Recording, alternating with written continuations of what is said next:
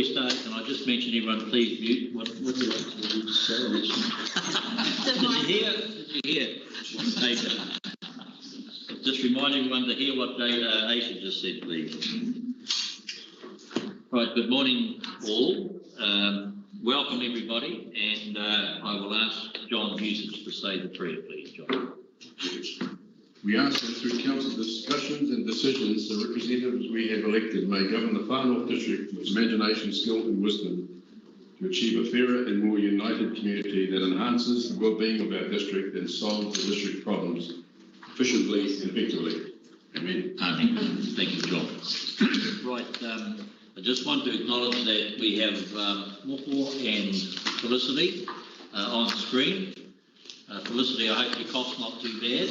I've got to say you didn't sound that well yesterday when we were talking, so I hope you're improving.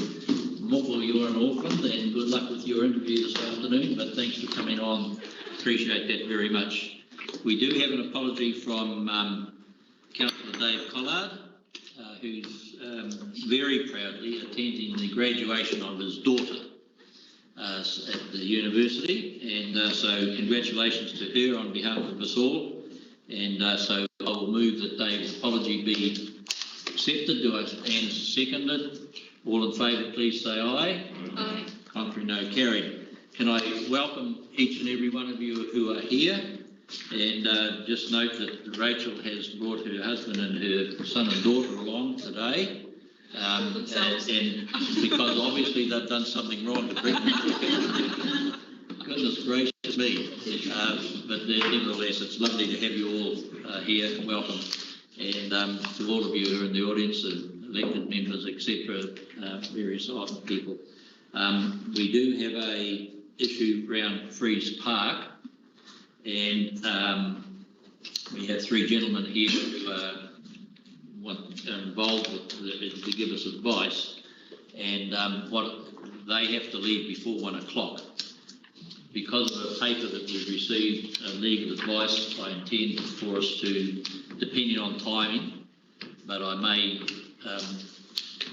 just put us into committee to discuss Freeze Park, depending on how we're going with timing, to discuss Freeze Park before the gentleman leaves. So we'll just make sure that that happens as well. So that's apologies, declarations of interest. We will take as we go through. Is Mr. Doug? So we have a deputation from Mr. Doug Cowie. So if we can please, the floor is yours, sir. We have 10 minutes for your presentation, and it's lovely to have you here. Thank you. And the floor is yours. Thank you, Mayor. And welcome to councillors. And I've got an apology in that I didn't suss the environment out. I had a lovely video for you, which I'm not going to be able to play, but I'm going to send it to the councillors so they can see it. And therefore, I have plan B, which is always resort to paper when the technology fails. So I have prepared something for each of the councillors, and maybe you can just pass it along. Can I just start with a little introduction of where I come from and what I'm here for today? I grew up in the far north in a little place called Kaingaroa. I went to Kaitaia College. I went away and got a teaching diploma and degree and came back and taught at Kaitaia College. Then I got whisked away to the city and I never came back, sadly. But I have always maintained good friends in the north, and it was through that friendship that I came to talk to you people here. One of my other friends has developed what I would think is the most amazing funding program that's ever been launched in New Zealand, and I'm here to talk to you about that today. It's about how every community in New Zealand can help itself. Every community in New Zealand is made up not only of formal groups like councils, but of informal groups that we call charities, we call them schools, we call them clubs, we call them community groups. And each of those groups spends most of their time raising money so they can do the things that they really want to do. Now, whether that's coaching people to play sport, teaching them or using some welfare program to help them, or if it's combining talents on a marae to do things for that community. Those groups all have the same problem. They all need money and they need funding. And I'm sure that it's not uncommon for you to have those people stand here with their arms out begging for money because they need help and support from you people.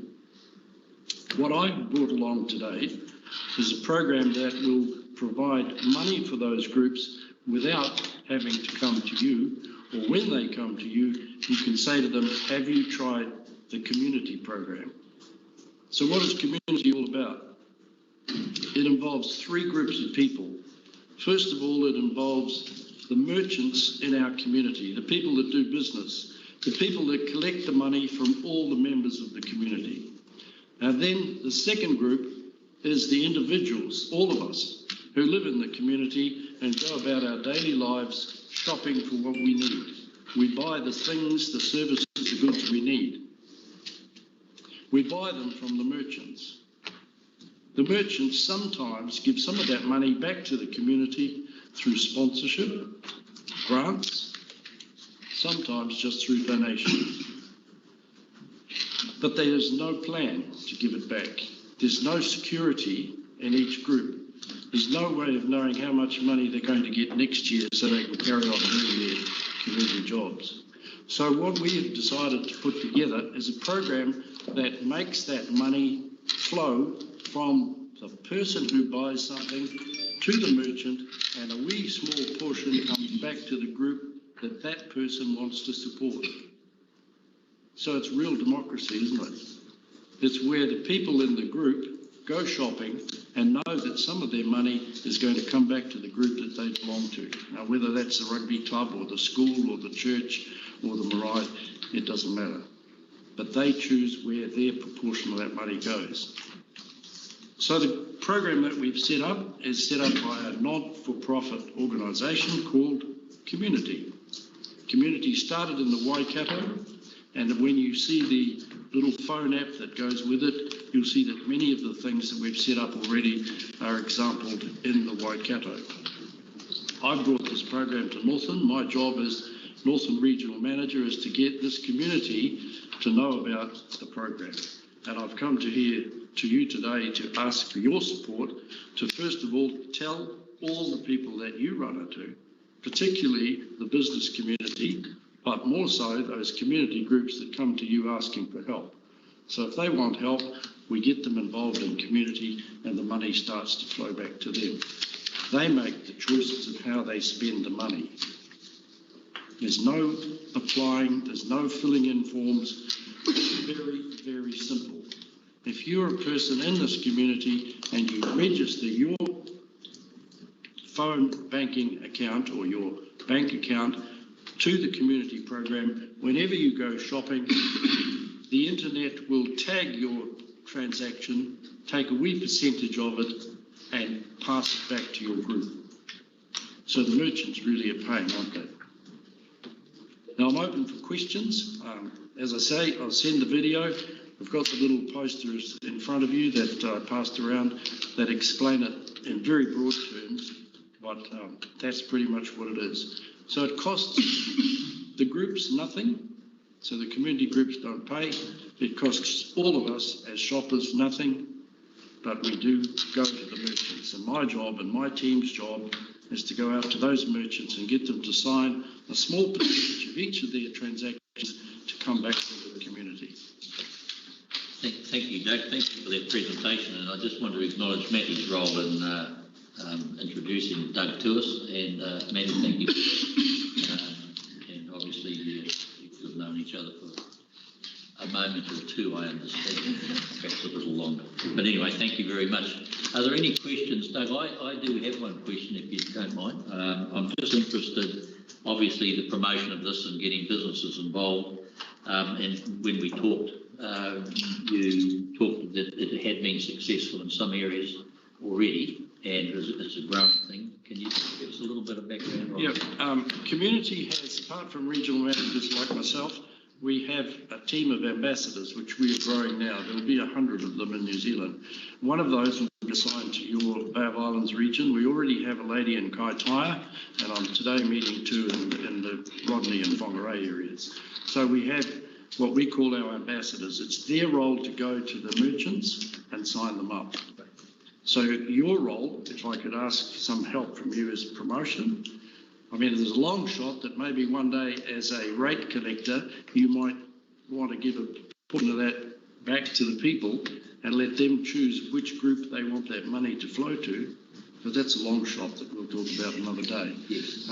But basically, we will get the community merchants on board. You just get the people to know about the program. Thank you very much. Has anyone else got any? Yeah. John? Yeah, thank you for that. It's interesting. I just wonder, you mentioned a percentage of each sale. What would be a standard Okay, value of that? we've tried to limit the merchant to a minimum of 3%, given that a third of that is refundable because it's a donation to a charity. So it's really costing the merchant 2/3. So we're looking at that as a base. Some industries have more margin than others, and they'll give 4.5%, 5%, 6%. Thank you. John? Yeah, how do you capture these sales? So do they have to go online at a particular shopping location, or they? That's really the secret behind the whole program and how it works. When you sign your membership and register, your bank account is registered with an international company that is called a transactional company. They do all the transactions between banks. They cover all the transactions from accounts to banks to bank. We have paid for interrogating that process so that we get three things from it. We get the name, not the name. We get the account that it comes from. We get the merchant's account, and we get the amount of money that is going through. And that is the tag that we get. So we don't know your bank account, we don't know your number or your name or anything like that. We get that information and we take that transaction figure. We then send an invoice to the merchant monthly, and we pay the groups, community groups, on a quarterly basis. The running costs for community will be met out of that, and we estimate those currently they're running at between 3% and 5%.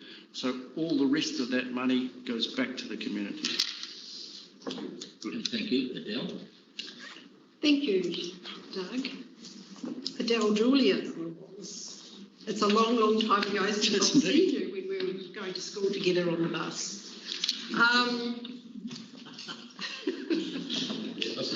Amazing who you meet. I know, and I had to ask Maggie who it was.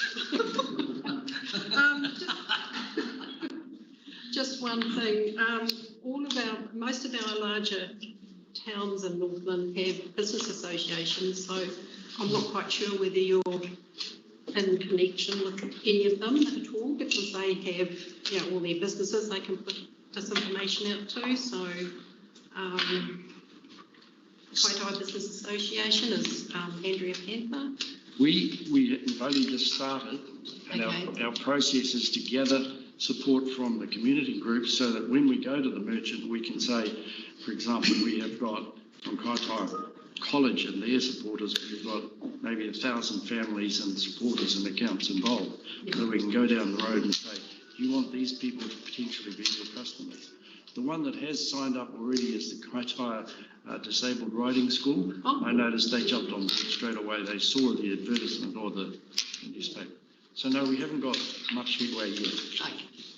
Adele, as I think Councillor are aware, I have regular contact weekly with business associations across the north, and I intend, when we've got a little further down, to relay this information to the business associations across the north, because so that they're aware of it and can contact Doug as and when they wish to pass the information.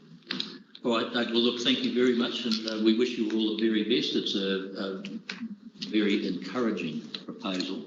Yeah, thank you. And I'm so certainly thank you for bringing it to us. yeah, I look forward to working with your community groups, Absolutely. either through our ambassadors or back in the north. It'd be good to have an excuse to come back. Indeed. Yeah, well, you're always welcome, of course. So thank you very much for that. So we now go to mayoral announcements, and I have a number of comments that I just want to make. The first thing is I want to inform everybody that 2 days ago I had my first COVID injection, and I'm still here, and in fact there was no pain. So I've got to have the second one. I think it's on the 8th or 9th or 10th of next month, and Leonie's also had hers. So for those of you who are wondering whether it's a problem, have a go. It hasn't been an issue as far as I'm concerned at this stage, although my granddaughter told me it's the second injection that may get you a bit wobbly, but anyway, we'll wait and see. I want to just take this opportunity, given we now have Darren Edwards starting with us 24th. That's a couple of days. Yeah, he's coming in Monday, which unfortunately I can't attend because I'm down at the Middle Forum along with Ian and others along Grey. But I just want to, and thank you, Rachel, acknowledge Will Taylor, the job you've done as Acting General Manager of SDP. Thank you, Will, in that time. And also Jason as the General Manager of Corp. Thank you very much for taking those roles on. We just want to say thank you. And also, can I just mention Scott May, who stepped up to in Jason's position while she was involved in her position. So thank you very much. Also, just want to mention Damon is leaving us in a fortnight or so, and Damon Campbell, and just want to mention the leadership he's given us in the digital area. He's been part of our IT team, and I've got to say, done, in my view, a fantastic job. And I'm going to have his, he's moving down back down the South Island. I'm going to get his phone number so I can ring him when I get stuck with it, which is about every half hour. So the other thing that I've been asked to mention is that, is it tomorrow or Monday? When is it, Rachel? The Pink Shirt Day? Tomorrow. Tomorrow. It's Pink Shirt Day. It's our National Anti-Bullying Day. So for those of you who are inclined, please put your pink shirt on just to give support to that. I want to mention, so those are all the issues relating to staff, etc., community. I want to mention several things that have occurred over the last recent 2 or 3 weeks or 24 hours. The first, we were all getting emails concerning the SNAs, and I just wanted to make, for those who are in the room and those who are listening in significant natural areas, our staff, in my view, have done a good job in doing their best to inform all the people who are affected by it. I'm told, I think it's 45% of our district is affected by the SNA decision, and of which 48% is Maori land, so it's significant. Of course, just to make it clear, and I've repeated this in the column I've written today, and will continue to repeat, we of course are doing this because the Regional Council have instructed us. It's they who have done the lines on the maps. They've done their job, and then they have sent those out to Whangarei and to Kaipara and us, of course, to disseminate that information to our ratepayers and landowners. It's happening right across New Zealand, so it's not just us. Of course, it comes as a surprise to people when they get a letter saying, by the way, you need to be aware of this because it could affect what you do on your property in the next 12 months or the next 10 years. Of course, Regional Council have done it, instructed to do it. Of course, they in turn have been instructed by Parliament to do it, although it's law that's been around for some time. There's been a recent focus on it, and instructions have been given that we are to implement it, consider it, have it debated in the community, And so, well, obviously we're the ones who would take the submissions. I've also suggested in the column that if there's any issues that the public have, that feel free to go and talk to your local members of parliament, Calvin or Willow, because they also need to know what issues, what are concerns to the parliament needs to understand what the concerns there are amongst the community, and the way to do that is make sure that they're informed as well. I spent a significant amount of time yesterday on the issue of, is that your phone or mine? On the issue of NAX, our cycleway railway, and there was an issue that needed to be addressed. I'm pleased to say that we made progress yesterday. I'll give more detail. It's still with NAX at this stage, and but there's a paper being prepared by David Clement for us in regard to what the person called program manager, and that's I can't tell you more detail than that at this stage. Yesterday I made several calls around the issue of wards, Maori wards, and last night I had a good, useful discussion with Harry Burkhardt, who's the chair of the iwi Authority, iwi Authority in Northland, Te Taitokerau, and so he suggested a way forward, because of course, as you know, yesterday we were to have a representation workshop. We didn't get, obviously for a number of reasons, we couldn't get the participation we needed, so it was postponed, and now Harry's come up with a suggestion that I need to discuss with the other mayors and chairs of Northland, but basically he's saying that given that Whangarei are also introducing Maori wards as Kaipara, as is the regional council and us, that it may be more sensible for us all to get together as councils and iwi Authority. So I've just got to work on that, but I'll keep you informed as that comes through. And Haku. Of course, well, that's Harry will organise that. That's not for me to decide. I'm not going to direct. So that's entirely it. Anyway, and of course we'll also be inviting you people. Anyway, just to keep you posted. I just wanted to comment on something that's about how we work as a council, as elected members, whether it be councillors or community boards or whatever. In recent times, we've had some issues that have come up at the last minute. And if we're going to be working as a team, we need to be sure that we're informing each other of what's happening and have discussions amongst ourselves. And also, if we, like the discussion we just had this morning about the Waihe waterfront, which I'll comment on in a minute, we need to be working together. No surprises. And so if somebody has an idea about something, for goodness sake, give Anne and I a ring so that we can start the box, and then we can make sure that Sean and the operational side are also up to speed.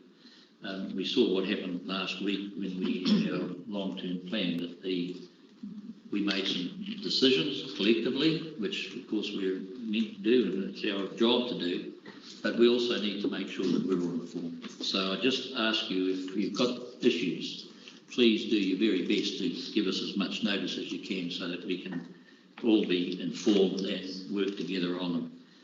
I've already mentioned the issue of Freeze Park. We have a paper now that's confidential. There are public papers in the agenda, and I see we have some people who are here. I'm sure they're here about the issue of Freeze Park. So what we will be doing is, as soon as I can, I will take that item and we will have an in-committee discussion on the particular confidential paper that we have, and have a discussion around the papers, and then come back in and inform. But in the meantime, I'll have to ask you just to move outside while we have that discussion, so just so you're aware of that. We also have the issue earlier this week, a discussion around the Kaitaia warehouse, which of course Council owns of, and there's a paper discussion coming up which Felicity's been involved in. And so we just need to bear that in mind and find a way forward about that. I've already mentioned the fact that Felicity and Moho on the screen, and Dave, of course, is an apology. And finally, I just want to make a comment. You'll be aware that Kath, my PA and Anne's PA and our PA, for that matter, for elected members, this is her last day. She's moving down to Wellington to work with the Ministry of Health and to work with Ashley Bloomfield. Oh, goodness. Be still my beating heart. And so she's looking forward. She's actually at the moment. I'm looking forward to it more. Packing up and doing the stuff to ship. So, but she will be here later on, and when we've concluded the meeting, we'll have some chips and dips and orange juice or a glass of wine or whatever at the end of this meeting. So I just want to acknowledge her and thank her, and if we could just note in the minutes that the work that she's done, we're very grateful for the support that she's given us all individually in our own ways. Deirdre Healy, who is going to take her position starting from tomorrow, and some of you will already know Deirdre, but I'm sure you'll get to know her as things move. So that's all I have in regard to mayoral announcements. I think it's covered all the bits. So now we will turn to the agenda, and I'll ask people to turn to 5.1, confirmation of minutes, on page 12. Also moved. Do I have a seconder, please? Thank you, Anne. It's been moved and seconded. Are there any comments on the minutes? Your Worship, we haven't yet received minutes for council meeting on the 13th of May, so I would like to propose that we remove C from this resolution, please. Thank you. Yes, that's true, because thank you, Aisha, said the meeting, those minutes aren't available at the moment, so we will have to adopt those at the appropriate time. So thank you, and you're happy for that to be removed. Are there any other comments on the minutes? Just, I was away for one of them, so I'll abstain if it's a collective. I can't move minutes if I wasn't here. You can vote. I can't vote for them if I wasn't. You can't move them. You can actually second them even if you're not here. That's the rules, meeting rules. But you're entitled to vote if you wish. I'll stick by my other board's rules. I'll abstain. Fair enough. All right, so all in favour, please say aye. Aye. Contrary, no. And Kelly's abstained. Thank you, Kelly, for that. So now we'll move to page 23. I hear electric vehicles charging station. Happy to move, Your Worship. I'll second. Goodness gracious me. Right. Can I have a comment? Well, yes, but I'll just ask the mover and seconder if they wish to make any comment first. Thank you, Your Worship. I'll keep it brief. I just want to support this kaupapa and acknowledge that it has already been through the Bay of Islands Whangaroa Community Board for endorsement, so just wanting to raise that. I'd like to really acknowledge Craig Salmon, who has championed not only this piece of work, but the entire Crimson Highway work, along with our staff and other members of the community, so just wanted to mention him. I think it's really important to remember that transport's our highest greenhouse gases emission across the country, and as council we have a role to enable our communities to make choices, to ensure that they have the options to not only participate in active modes of transport but also in fossil fuel alternative modes, and that's exactly what this does here today. From an economic development point of view, the Crimson Highway is a massive contributor to our district, and it makes common sense to ensure that Paihia, our largest contributor, our largest tourist town in the far north, is a part of that highway, so I absolutely support this. Thank you. Thank you, and thanks for mentioning Craig, my second cousin. You're a nosy. It's in the family. It's in the family. Yeah, just quickly, as Rachel's covered most of what needs to be said. But for the community that may be concerned about, the potential loss of car parks, it's not loss of car parks. There will still be cars parking in there. They will just be electric vehicles. And I just want to highlight that Auckland has more than 10,000 electric vehicles. And although we have a lower number in our district or region, it means that we can have more people coming up into this area and using those car parks. Driving into Paihia, and then while it's plugged in, they can walk around Paihia and go spend some money. Thank you. John, do you want to? Yeah, specific to this motion, of course I support it, but I actually don't unfortunately, we don't have all our minutes historically online, which we should have. And back in 2015, I think it was 2016, we moved the motion that really makes probably this redundant, that we gave permission to staff to do the car parks, and we did that at the beginning at Kawakawa, which then went right throughout New Zealand, and Craig Hammond was involved in that earlier piece, and the wording was specifically stated that way. So it's probably a redundant one, but I certainly support approve it. Yeah. There is a vehicle charging in Kaitaia as well. I'm just not sure where else. In Kaio and various other places, and that all came out of that motion. In fact, I'm sure just to go back on that to see if you're not doubling up, because if we have already given consent across the district, then we don't need to start continue on with the. We'll put this by we don't want to. Right, any other comments? Belinda? Thank you, Worship. Just in relation to the recommendation, there was a B in our minutes on page 109.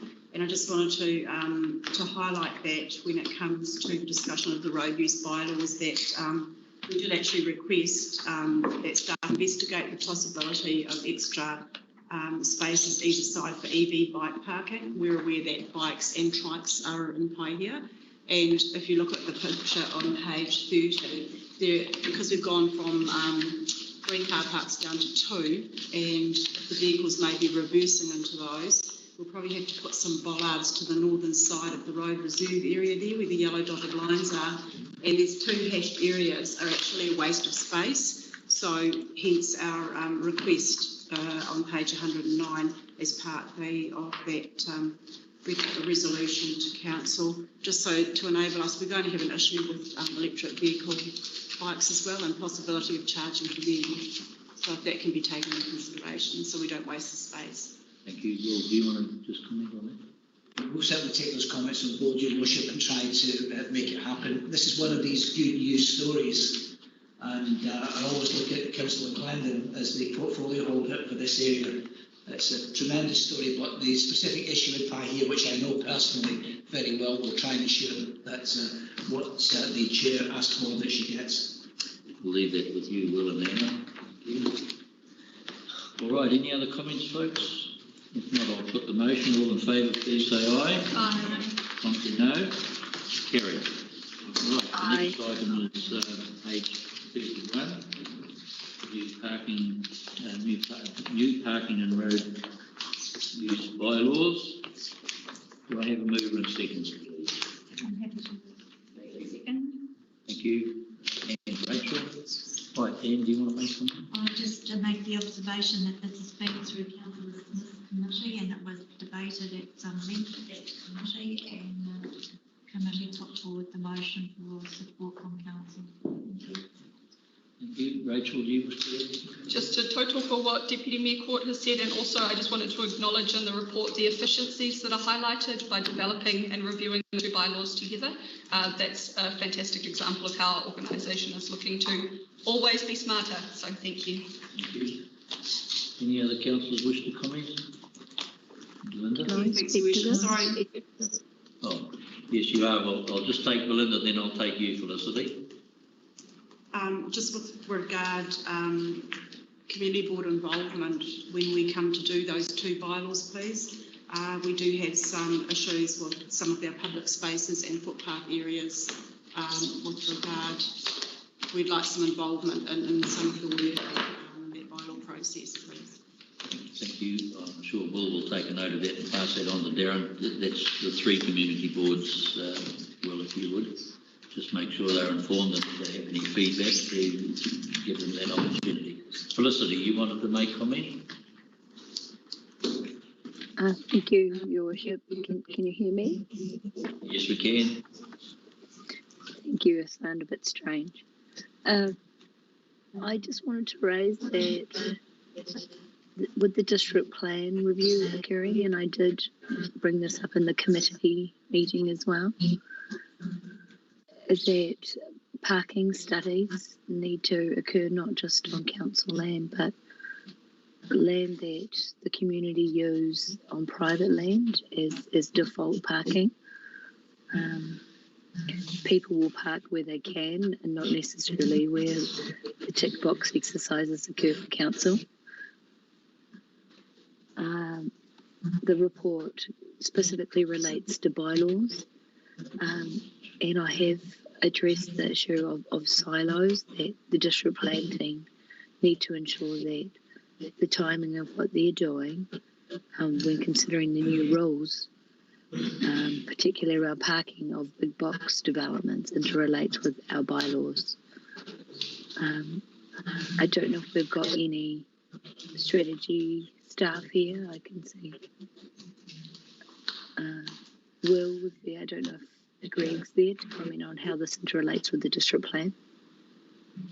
I can comment in the generality, and maybe some of the team can pick up any specific issues. The point that Councillor Floyd makes is a very important one. What communities are after are joined up solutions, not specific individual initiatives. And the specific issue that she points to is an important one, which is parking on council land and parking on private land. And we know that as individuals, we choose the path of the least resistance, as long as it's not detrimentally affecting anyone else.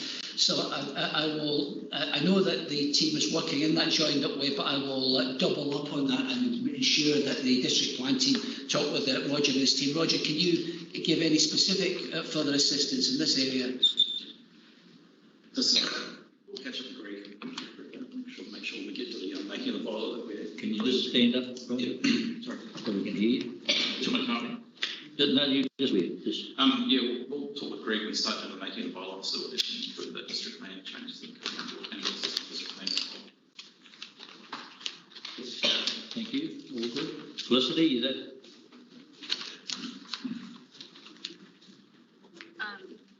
Thank you. Yeah, I just wanted to highlight this at this stage because I note the timing of the bylaw relative to the timing of the district plan when it's supposed to become proposed.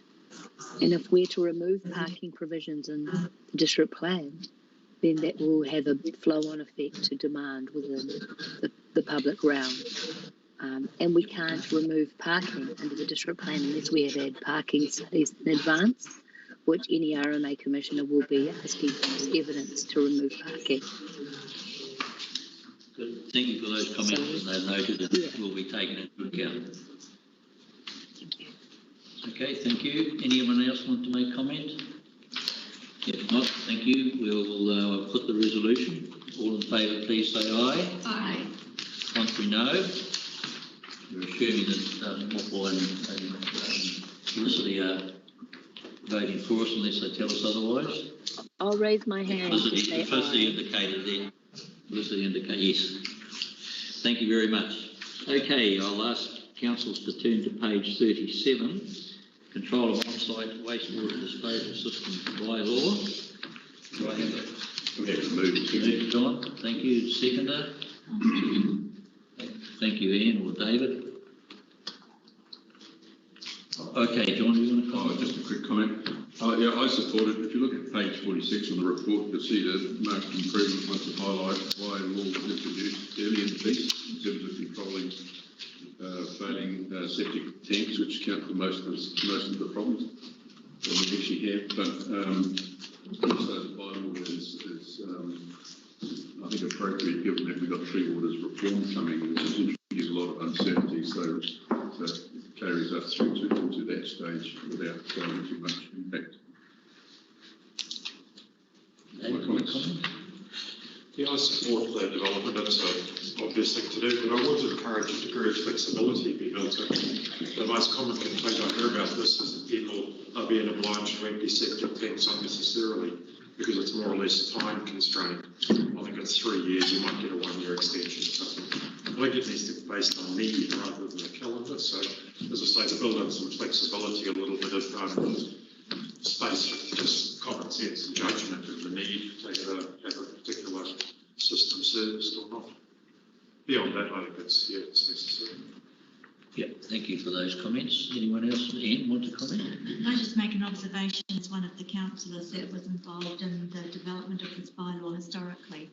The bylaw, there's a common misconception out there that the bylaw compels you to empty your septic tank. It doesn't. The bylaw compels you to have it inspected, and if it's required to be emptied, it is part of the bylaw. But it is just it's just the opportunity for someone independent, qualified in this field, to come in and have a look at your septic tank, make sure it's operating effectively, and if remedial work is required, you're compelled to do that as part of that.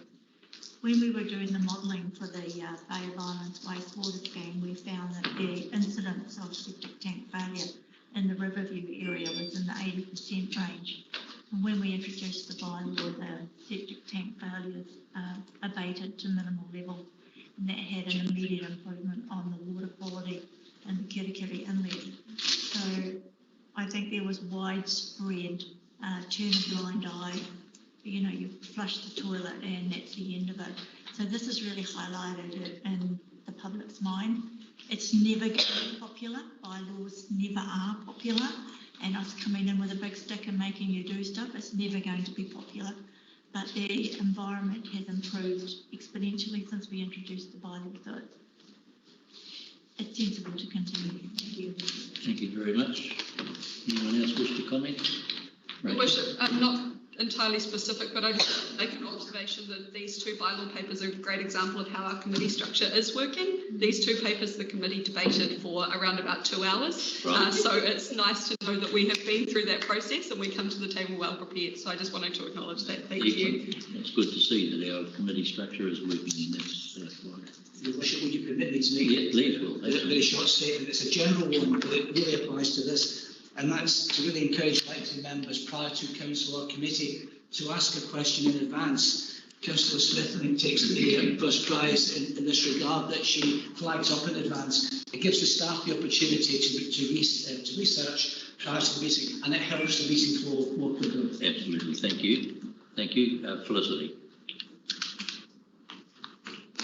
Thank you, Your Worship. I just wanted to raise that, as per the workshops, it's good to see that the bylaw's been updated to reflect changes in land use. I specifically brought up around package treatment plants, which are becoming very common for larger scale subdivisions when the council is not allowing connection to our reticulated sewage. I brought up in the last item on the agenda about the connection between bylaws and our district plan. And this in turn relates to that, particularly our subdivision chapter and also our future connections policy from the infrastructure committee that we'll be working on. If we're taking a stronger stance about not allowing connection to those outside the area of benefit, then we need to take a strong stance on our bylaw to reflect the fact that those systems in the private realm will need to be maintained to efficient level, that the ratepayer will not become liable. Thank you, Felicity, for those comments. And John, of course, has also been on around about the matter of septic tank units and subdivision, etc. So, thank you for that. Anyone else wish to make any further comment? All right, thank you very much. John, do you want to vote? No. Okay, all right, I will put the resolution. All in favour, please say aye. Aye. Contrary, no. Carried. Thank you very much. Review of the Psychoactive Substances Local Approved Products Policy 2014 on page 51. Happy to move. Thank you very much. I'll second. Rachel and Kelly seconded. Rachel, do you wish to comment? Just a couple of quick comments, if that's okay, Your Worship. Firstly, I'd just like to acknowledge, for those of you who aren't on the Strategy and Policy Committee, but also anybody watching, that this policy, if you refer to page 60 of the agenda, it states currently there are no approved products available for sale. Therefore, there are no additional problems relating to psychoactive substances. So it's, interestingly, this is a policy that we have in place. We need to have it in place because there could be approved products come up at any point in time, and we need to be prepared for that.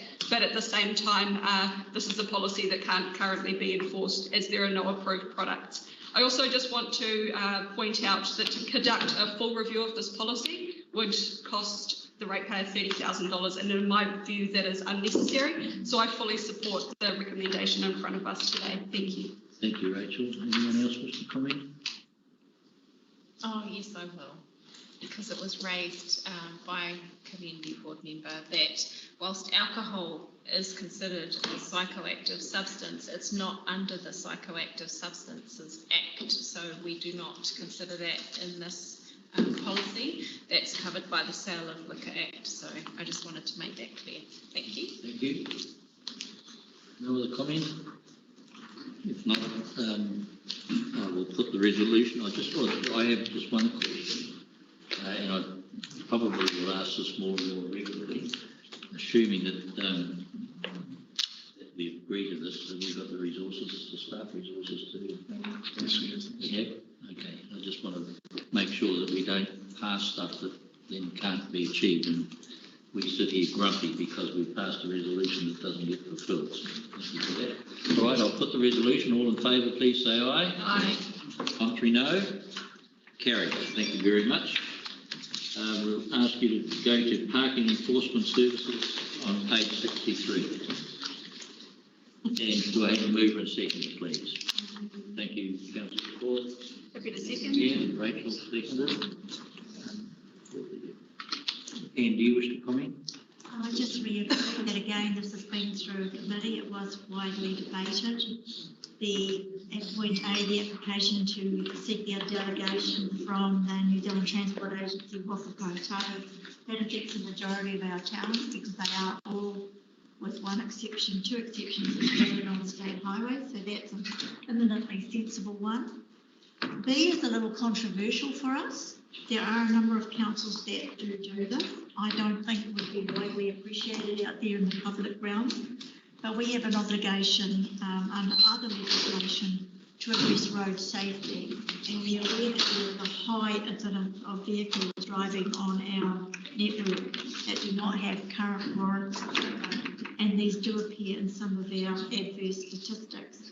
So I think what would be nice here would be a gently approach rather than a big stick approach, that where we do come across illegal vehicles on our network, that we encourage them to become legal, recognising that money is often the barrier.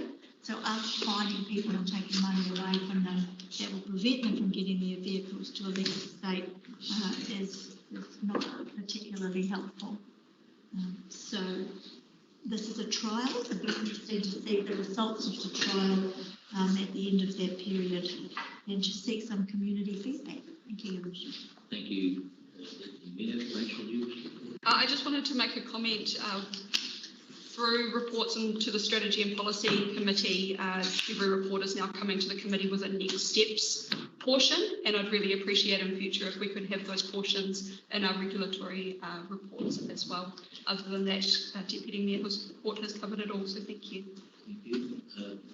David, John and Belinda. Yeah, just to speak in support of it, it will be somewhat controversial, but as we know, many of our townships, main centres, have state highways as their main road, and it makes no sense if we're not enforcing parking restrictions on those streets for the benefit of residents, retailers and everybody else. The issue of enforcing warrants and regos will be controversial, as Councillor Cord has indicated, but I do think it's important that we can't. I must, full disclosure, when we were discussing this was shortly after I realised the motion one of my vehicles was unwarranted, so I'll be the first one to get a ticket. But seriously, someone rush out and give them a ticket. it is about road safety. We can't have vehicles with dodgy tyres or brakes that aren't working on the road. That's how people end up getting killed, frankly. So we do have to, and as Councillor Cord has said too, to take initially an educative approach, not to come down with a big stick and hit people with fines they can't afford, but simply to ensure that the cars on the road are as safe as they can be, given that we have one of the oldest average age light vehicle fleets, certainly in OECD, something about 40-year-old is the average age of a car on our roads. Compared with Europe, it's a joke, but it's how it is. So as I say, I understand that it will be controversial, but I do think it's important we take this step on this.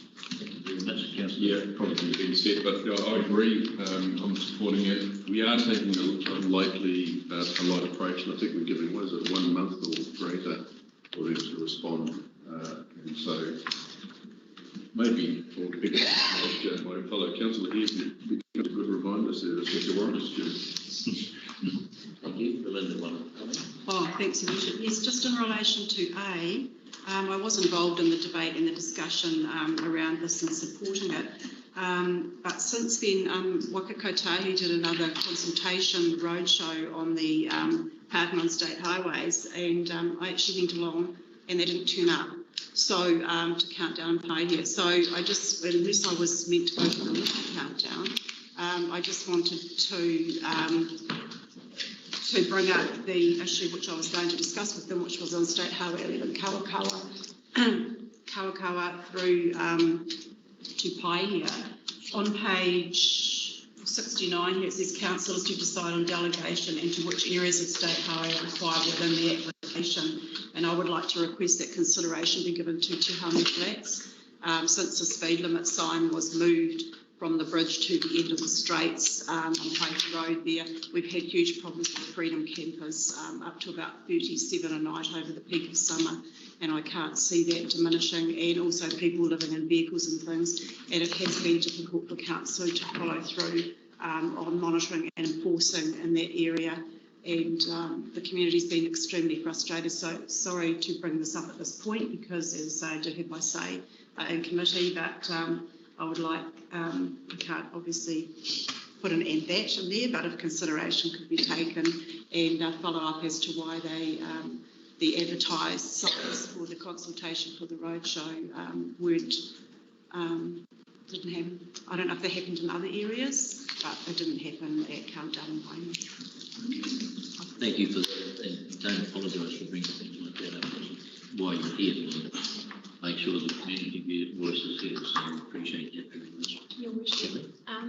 So just picking up on what Belinda has raised, I caught up with Rochelle prior to the meeting, and my understanding is that the bylaw with, the parking bylaw with the maps, you'll get a say in the route, the area that is enforced. Rochelle might be able to put that into better words. So we can apply for delegation, and it would be most likely recommended to go for delegation across all of funds for state highways, and then within the bylaw that can then be the parking restrictions can be added. Yep. If we get delegation across all, it's not necessary, unless we actually have parking restrictions in those areas, it's not going to come into force, but then it can be added. And sorry, I just wanted to add that the trial will be for a year, and it will come back to the regulatory committee 6 months into the trial, and we're all familiar with the BAID model of, can you refresh our memory, Rochelle, off the top of your head? The BAID model? Yes. Your worship. So that's voluntary compliance, assisted compliance, directed compliance, and then enforcement. Yeah, so it's not bang, you're going to get a ticket. It's conversation first, for a while, and then repeated parking without a warrant or a rego will get you a ticket. And what's happening now in Whangarei is if we go from the far north area, we know that we need to, if we're going to park in there, pay and displays, you need to have a warrant and rego or you're going to get a $12 ticket.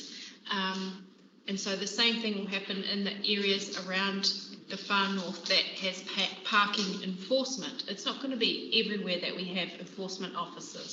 So when you go into, you know, the highly trafficked parking enforcement areas, which are Paihia and Kirikiri, off the top of my head, you'll need to have a warrant and rego. And this starts in the financial year, which is from 1st of July.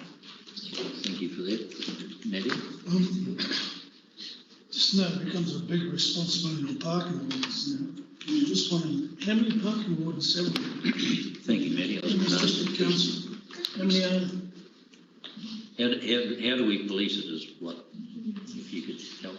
Well, is there one in Kainoa, for instance? Michelle, have you- There's one parking officer at the moment that goes across the district. The trial is within his usual beat, so to speak. So not going to add anything because we're not sure, you know, we don't obviously have the resources. We'd be looking at, once the trial goes through, sort of, you know, what is the demand there and whether or not there is reason to add to the resources.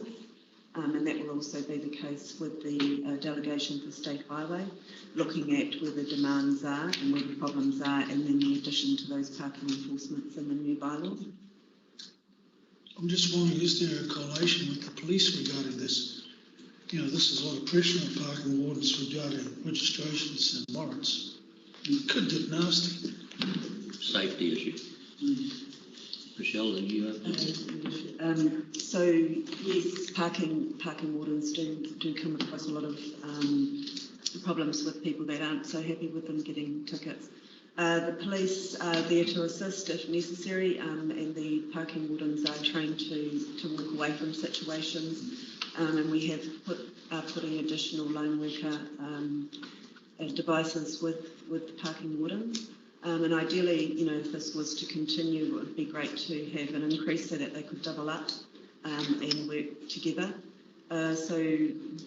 Police currently do moving vehicle for warrant and registrations. This is only stationary vehicle only. So, and again, we are looking at certainly an educational approach to this, and you know, safety is the driver for this. So we're certainly looking at educational messaging going out around safety, and you know, it would be the consequences of not, you know, encouragement is where we're wanting to go to get compliance. Thank you, Councillor Music. Just very quickly, Mr. Mayor, I actually see this as relatively temporary. And why I say temporary is technology is moving so fast with the Internet of Things. As I've parked in Auckland, there's no barriers or anything. But boy, if I didn't pay online with all the fancy apps and everything, or in the machine, I'd be very quickly fined because it reads a number plate. And that gives you all the information you need. So I'd expect to see we can actually bring that technology, and in fact I expect we would, in the near future, and have that in many of our hotspots in terms of parking. Thank you. Anyone else wish to comment? I'm just intrigued how my colleague knows it's a $12 fine in the car park. She's paid twice. In all seriousness, they have that technology now in Whangarei. So if you park in Whangarei now, you're picked up by a car that drives remotely around, scans your number plate, and you'll get a ticket in the mail. So the days of somebody flooding the beat and putting themselves in a situation of being at risk personally from an aggressive customer is disappearing. And of course, it depends, it's assuming that they have the right number plate, of course. So, Mr. Mayor, for the sake of the colleague over here, I did get a fine. And that's because I didn't do it on my app faster, but it took longer than I thought. Councillor Foy, sorry, I overlooked you, Felicity. You want to make comments? Thank you. I just wanted to raise this topic here. I'm not going to move an amendment at this time, but I wanted to raise the issue of paid parking for our district, and that putting in parking meters on our main street, and I feel that we need to have that conversation. Yes, we have one parking warden for a whole district, which is not a lot of resource. And that does lead to the community sort of clicking onto that and knowing which days he comes. So on the days that they know that he's not there, that they are just parking in the main street all day and taking up those valuable spaces at the front of our retailers. So I'm not sure if the staff want to comment if or when we're going to have that conversation, because I don't think that the community should have a right to park in the main street all day, and for that not to be policed. And if we're going to have rules, we really need to have enforcement of those. And I don't think one person for the whole district reflects good resources. Thank you, Felicity, for those comments, and I'm sure as we develop the bylaw, etc., those matters will be taken into account. It was one of the issues I was going to raise was the enforcement issues and making sure we have a sufficient resource. Again, no sense in us passing resolutions and things if we can't act on them. So Michelle, no doubt, will keep us posted as we go. Just in relation to your comment about the age of our fleet, by the way, David, I just need you to know that I have a 50-year-old Holden and a 72-year-old Anglian. A 35-year-old Toyota. So we're part of the problem. Yeah, indeed. And not only that, the drivers are not that young either. But anyway, thank you all very much. So I think we've had a good discussion. I'll put the resolution. All in favour, please say aye. Aye. Contrary, no. Carried, and that's, I take it, Felicity and Moffel have both agreed, so thank you very much. Right, we turn to page 71.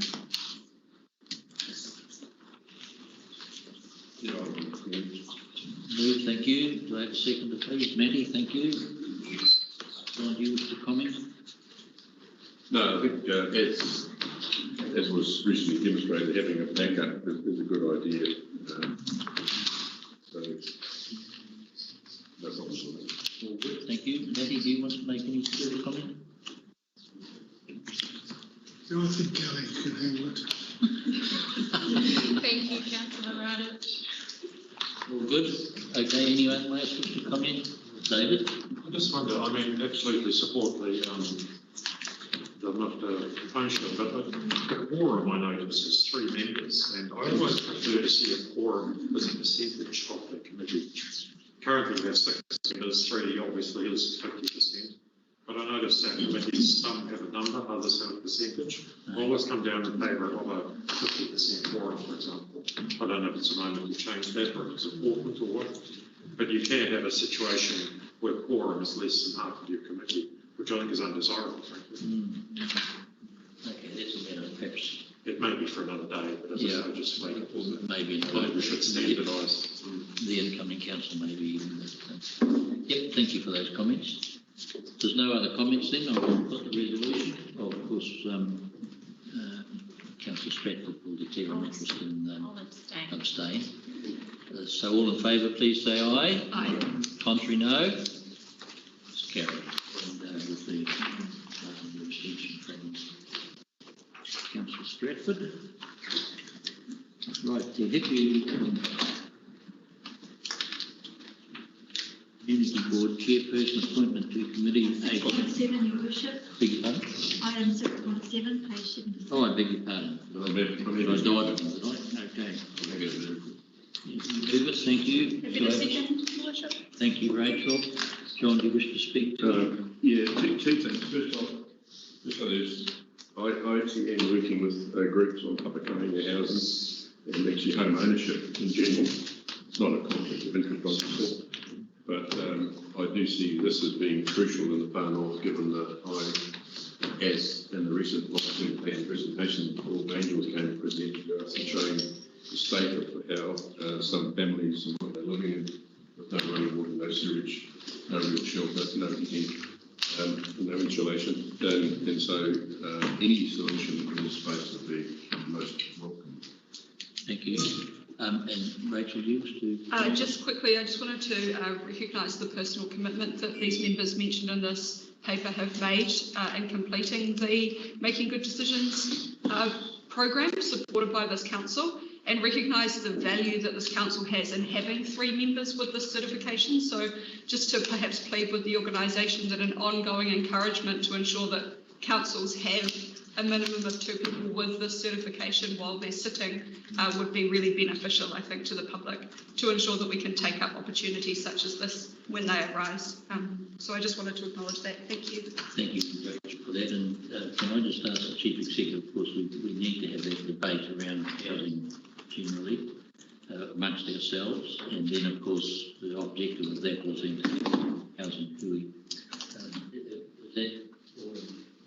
Yes, it is. We've got two dates, which I won't recall right now, but Okay, so good. Okay, we just wanted to make sure that, because it really is important, as while the funding isn't directly for local government, nevertheless we have a role from an infrastructure perspective and an encouragement and support. The government are expecting us to, local government across New Zealand, to give support to community groups and be there with them as they move forward. So the sooner we can get that discussion going, the better. I know it's already happening, but we need to make sure that it's coordinated, that we're not working in silos, all that sort of stuff as well. So thank you. Does anyone else wish to make any further comment? Felicity? Thank you. I fully support the 2 councillors brought up, put forward to do this hearing panel. I have also highlighted that I'd like to do that 2-day course, the Good Making Decisions course like this. I think it's really important, as Councillor Smith has raised, to have elected members undertake that, particularly people that may have a background in consenting and RMA processes. And I'm familiar with the site, so I think it also is relevant when putting forward elected members that we could look at potential conflicts of where they might live. For example, I wouldn't want to put myself forward to somewhere in Kaitaia where I know a lot of the neighbours, compared to if it was in Morewa or Kerikeri. I think it's important to have those separations of conflicts.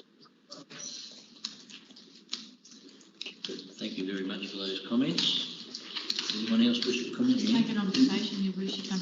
It's been a while since I've done the course, and I'm not sure if it's changed, but it's not something that you can undertake lightly. My course was run through Auckland University. It was 6 months. I had to sit down at the table every night with my children while they did their homework. I did mine. Do their exams. It's a comprehensive course, but when you come out the end of it, you have an amazing qualification. But just for the public's benefit and for my colleagues who haven't done the course, if you're appointed to one of these panels, you have to separate yourself from council. So you're not there advocating for or on behalf of any position that council has taken. So you have to be completely independent. It's a fantastic course to help people analyse evidence that's before them and follow the evidence and arrive at a sensible, hopefully, sensible conclusion. I would strongly support Democracy Services making this course available to anyone should they wish to do so, but it is not cheap. Thank you for those comments. All right. Congratulations to both David and Kelly. I probably shouldn't speak, but I just want to give some clarity. Both our names are put forward, but we're seeking the judge to choose. So it's not both of us. Yeah. Yeah. Oh, yes, of course. That's right. Yes, thank you. That's right. No doubt that decision will be made in June. Okay. If there's no other comment, accepting that both David and Kelly will abstain as a conflict of interest, I'll put the motion. All in favour, please say aye. Aye. Contrary, no. The motion is carried. I'm just noting that abstain. Councillor Tufani has also left the meeting. He put his apologies. Oh, he's left the meeting. Okay, thank you. Okay, now we can come to page 81. Yeah, I'll move. Happy to second. Thank you. Usage. John, do you wish to? This is a recommendation that came from the committee to this council, because council does the approval, and it comes from Adele requesting to be on that committee. So I have no issue with that. Thank you. Thank you, Your Worship. Just to acknowledge the value that our community board chairs bring to our committees, but also to acknowledge that as a council we will be going through a midterm review of all of our committee structures and delegations, which is a great opportunity for us to set a good foundation for the incoming council in just over 12 months' time. Thank you. How many days? You know. You know. Okay, does anyone else wish to comment? If not, I'll put the resolution. All in favour, please say aye. Aye. Contrary, no. Carried. Thank you very much, and thank you, Adele. Thank you. Appreciate what you do. So now we come to item 6.8. Beg your pardon. We come to the item 6.9. Please park page 84. All right. Yep, I've got it. And I just want to, as I said earlier in the meeting, when we got to this item, because we have a paper that needs to be discussed in committee, I intend now to move us into committee so we can discuss this paper, and our people who are here with us can also remain, but it will mean that the public will have to leave the forum, and then we will call you back as soon as we've had the in-house discussion that we need to have. So I do apologise for that, but unfortunately this paper is that we need to discuss in committee. I will move, we go into committee. Do I have a seconder, please? Thank you. Is there any comment on it? Your Worship, can we please ensure that the reasons for going into committee disclose that it's to discuss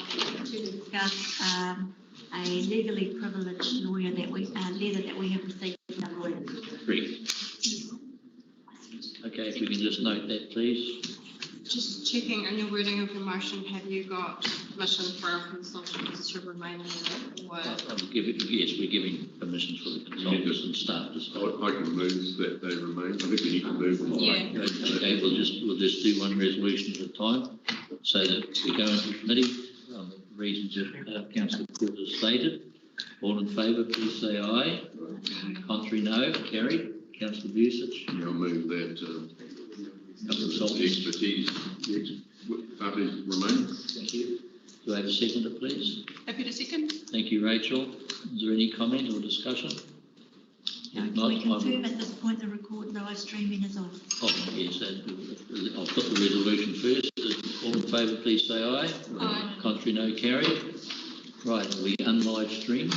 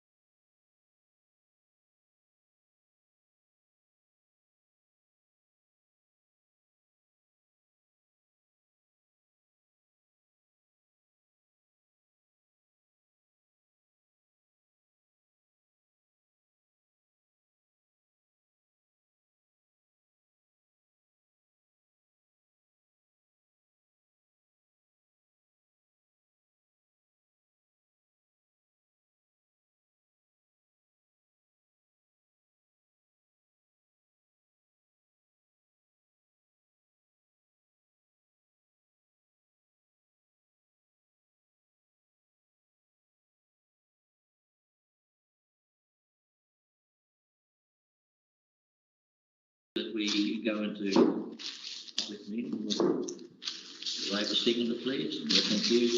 All in favour, please say aye. Aye.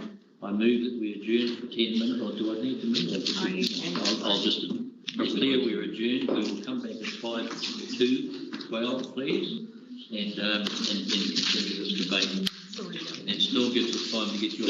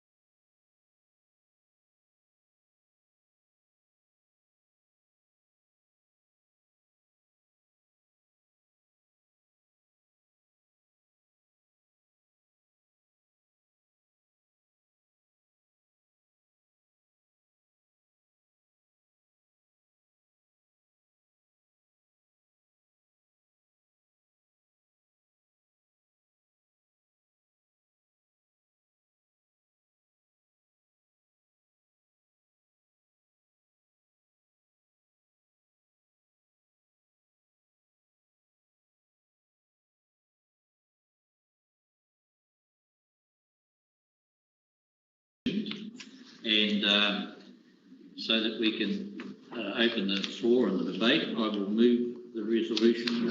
I'll second made, and John Busich has seconded. So, John, before we make any comment, I'm going to pass the meeting to Andy and ask Andy to comment. Through the chair, I'd just like to introduce David, who you know, but he's been promoting this piece of work following the previous council resolution, and David will introduce the team that have been doing the work today. Thank you. I won't spend long doing this because I'm quite sure that everybody has a lot of questions about the paper and a lot of interest in the paper possibly. What I would ask though is if you could hold the questions till the end if possible. If there's anything that's absolutely burning that you need, then please, but I would like to try to keep the questions to the end. November last year, Council requested an investigation into Freeze Park and a subsequent paper that will come back into Council for discussion. That's what we're here for this morning. I'll quickly introduce Ron Carter. A little bit of background on Ron. Ron's got 20 years of experience in coastal management, flood management and environmental management. Ron and his team, working on behalf of Council, have been working on defining the extent and the cause of the coastal erosion at Freeze Park and also assessing the consent risks, identifying the options and how to solve them as well. So with that, we have a presentation for you this morning. Hopefully it won't be death by PowerPoint, but I'm sure you'll find it very, very interesting. And I'll hand over to Ron. Death by PowerPoint. Sure. Okay, thank you very much, David. And thank you very much to, for having us here to present this paper on Freeze Park. So, as mentioned, my name's Rowan Carter and I'm the project lead for this Freeze Park project. We've got Sam Morgan from Foresight Consulting who's sitting with us. He's our coastal specialist, so all the curly questions about coastal stuff, that's the man to answer them. We've also got Benji Potvin, one of our directors from Stellar Projects, who's here. He oversees all the work in the far north for our company. In the project team, aside from Sam, we've got Natalie Donze, who some of you might be aware of. She's an engagement lead for this project. She's got a huge amount of experience in consultation. And Laura Christian is our planner, who's also experienced in consultation. Where am I pointing this up there? So the purpose of the report is to provide an update on the erosion of Freeze Park. You'll probably all be excited to hear what's going on there, and also to seek approval to progress the project into public consultation phase. And I'll go through what we've done to date so that you can understand where we're at. Recommendation that the Council approves that the Freeze Park erosion management consultation strategy as summarised in the report, and I'll discuss a little bit fuller in this presentation, is passed. And also that the proposal to present concept designs 1A, 1B and 2 as we've presented in the paper through to public consultation. So why are we involved? David touched on this. So coastal erosion is happening at Freeze Park and it's placing public assets at risk. The community is concerned about this coastal erosion issue. There's a playground, there's a car park, there's a public toilet that's at risk, as well as wastewater infrastructure. And so that report to Council on 24th September 2020 requested that unbudgeted OPEX was committed to external resources so that we could investigate this issue, understand it a bit more, and progress through to identifying a good option for resolving it. So just jumping to the erosion issue, I'll try and get through these quite quickly because most of you will already be aware of what's going on there. I've split these photos up into the southern sector, which is the park area here. We've also got some public land up here, calling this the northern space. And in the middle, we've got 9 Freeze Park Road, which is private property. So the next photos will relate to those areas. So the northern section, this is what it looks like, very active erosion. That slab fell off while I was standing there. That's looking back the other way. There's the boundary fence for the private property hanging, and it's quite a drop. So from a safety perspective, it's a bit of an issue. The southern section, you can see the erosion occurring here. There's lots of wind drift sand, and you can see more of the bank slumping down here as the bank gets undercut by wave erosion. And there's a good photo looking down the beach to the far end, the southern end of the beach, and you see some people around here and that southern seawall that has already been mentioned. The middle section, don't really need to say too much about that. You can see some foundations exposed, a bit of debris in the wall here, but the erosion is pretty consistent across the whole beach. It's a concrete slab from a building that used to be on that property. So the work to date, we've undertaken a topographic drone survey, so we've got some detailed survey footage of the site. We've got some good aerial photographs as well, and we can use that from a design perspective. We can use it in our design process. We've undertaken a geotechnical investigation to see what sort of structure we have in the geology. How do we found our structure, if that's what we're going to go, what sort of a route that we're going to go down. Sam's been involved in the next piece of work, which is a large piece of work on understanding the processes that are resulting in the erosion. So it's looking at the wave climate, how far away these waves are coming from, which direction the wind's blowing, takes into account the profile of the beach, all of that sort of stuff. So it's really important, and coming up with a solution, you need to understand the problem really well first. We've done a preliminary planning assessment to identify what the potential consenting risks might be when we're looking at these options. And Natalie has pulled together a draft engagement strategy, which we're hoping to adopt. We've also done some thinking around the options assessment, and I'll show you those options shortly. So just on a large scale, we've got the Hokianga Harbour here, and with the entrance, Amapiri down here, that's the site. You've probably seen these types of figures before, but what happens in this coastal situation is, Sam's probably looking at me going, oh, what's he saying here? We've got slugs of sand that are coming up the west coast, and they come through on an irregular frequency. The last one, Sam, was in 1980, is that right?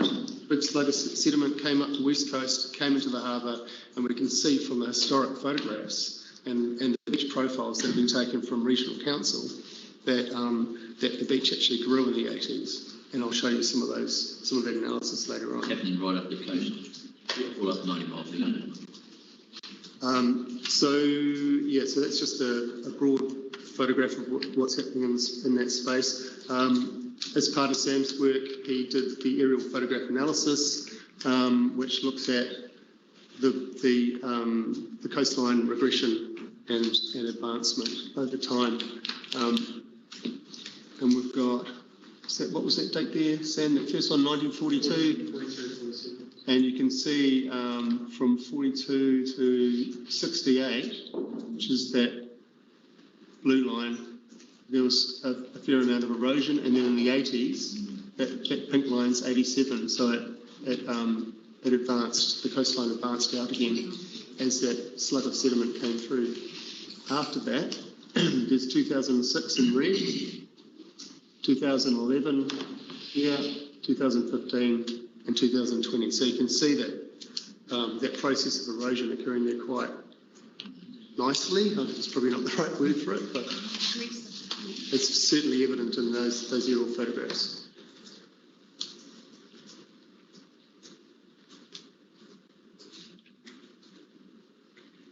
Batteries, maybe. Pointing to this thing, I think, right? Well, we're pointing over there, afterwards. Try and go back. No, stop working.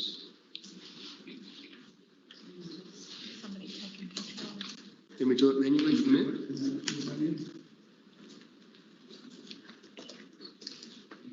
There we go. And so here we have a beach profile. And Sam, maybe if you could just let us know exactly where that profile alignment was taken from. That's roughly, the location is on the car park at Fred's Park. On the car park at Fred's Park, okay.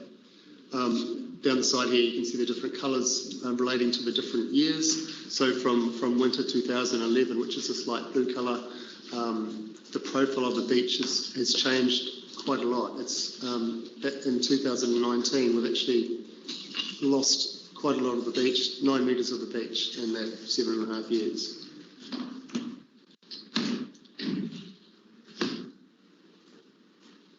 So, investigations, coastal process assessment. So this is just a bit of a summary as to what we've done through this process. So there's a natural trend of coastal regression locally at approximately 0.3 to 0.5 metres per year. Okay, this is on average. At Fred's Park, it's slightly higher at around about 0.7. Obviously, that's going to differ depending on where you are. The coastline's quite dynamic, but just to give you an indication as to where we're standing in terms of how Fred's Park looks from an erosion perspective compared to the rest of the local area. So there's a natural trend of erosion occurring through here.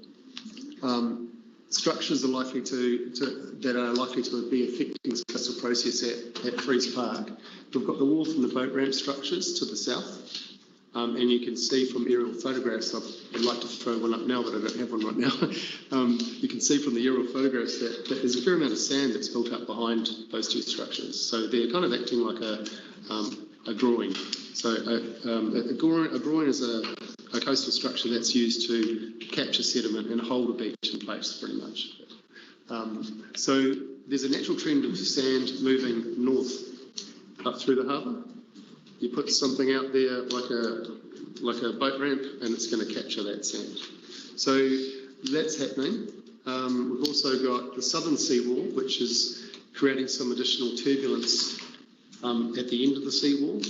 And so that's what's in coastal often is called an end effect. You get wave refraction bouncing off the wall and additional erosion occurring. So there is a little bit of that happening. The northern and that southern seawall, as far as we can see, is a consented structure from the regional council. The northern seawall, from what we understand, is the unconsented structure. But that northern seawall, as what has previously been mentioned, is actually acting in our favour. It's similar to the structures to the south, with boat ramp and the jetty going out. It's capturing sand moving north. So there are some end effects occurring on that one as well, but it's doing serving us a bit of a favour. That's just an aerial shot showing those structures I was talking about, the boat ramp and the timber jetty, the southern seawall and the northern seawall there.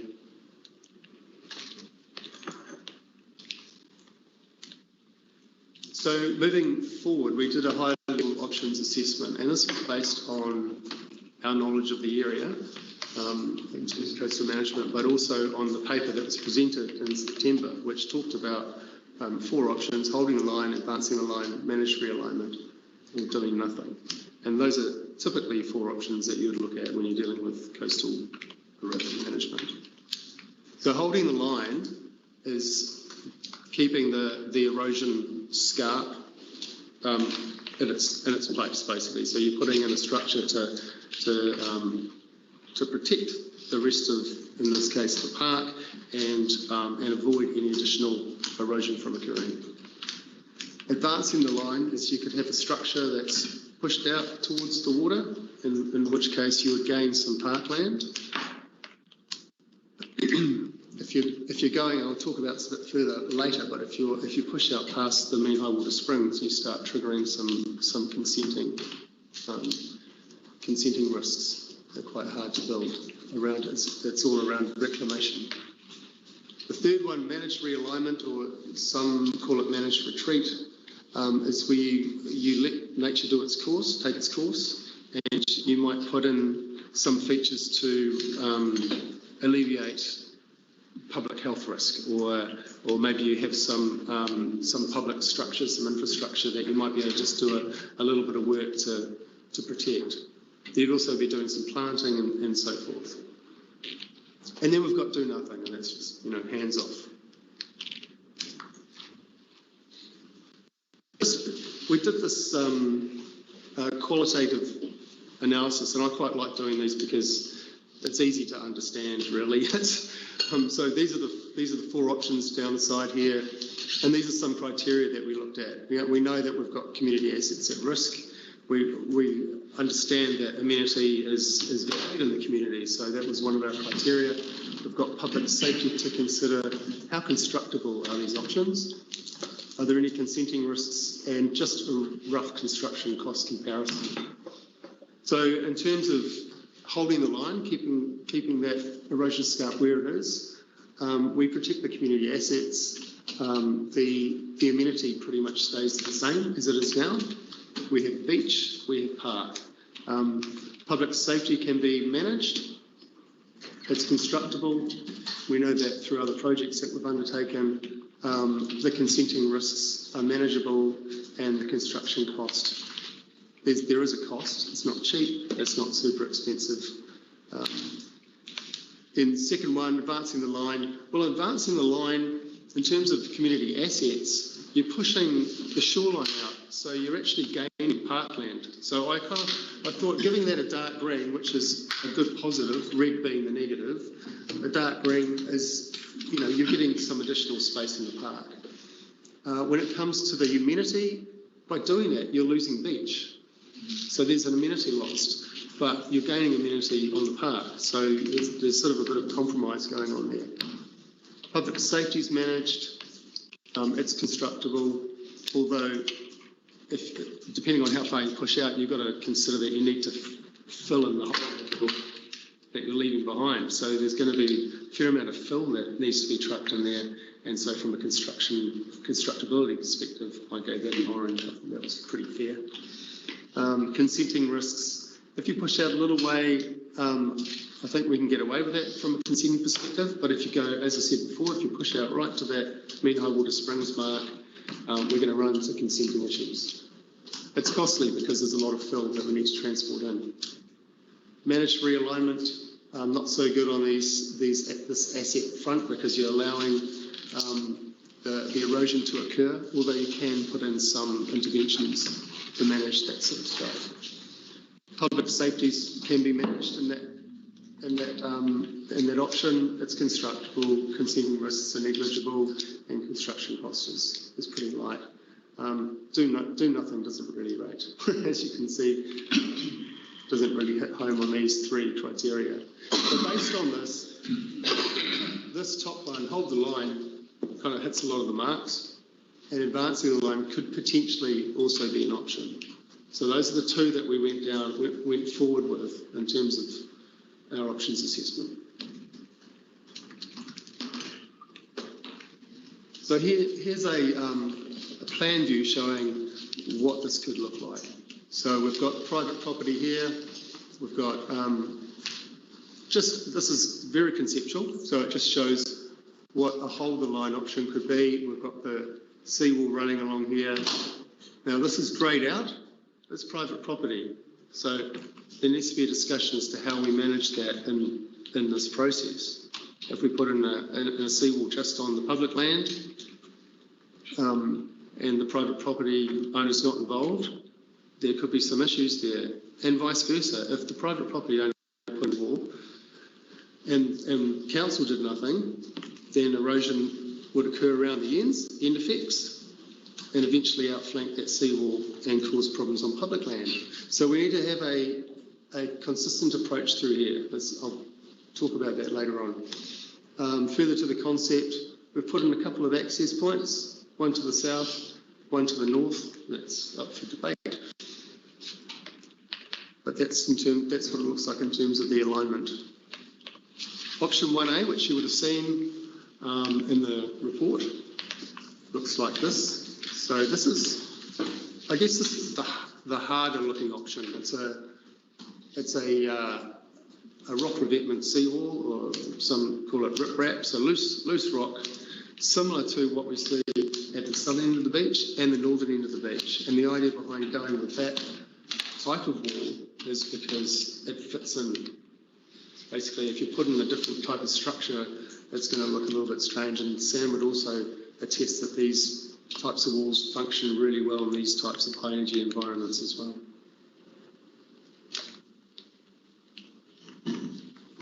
So option 1A, this is what it looks like, the area looks like currently, and we've done a few renders so you can kind of see what they might look like. So it's quite a large wall, right? It goes from the base of the sand right up to the top of the bank with a little bit of planting behind. 1B, it's a shorter wall. This is the existing sand line, this black line here. So we're going up to, so it's about there. So it's around about 2 metres of wall, and then we take the top of the bank off and we have a battered slope of planting for 5 metres.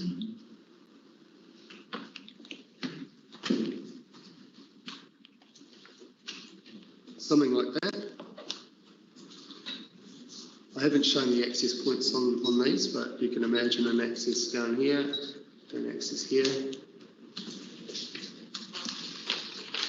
Option 2, it's with the shorter wall, and then we've taken the top of the bank off, and we've got a walkway, 3 metre wide walkway, which you can put seating in and so forth. This is kind of your platinum approach, I guess. There's a retaining wall here and a small amount of planting at the back.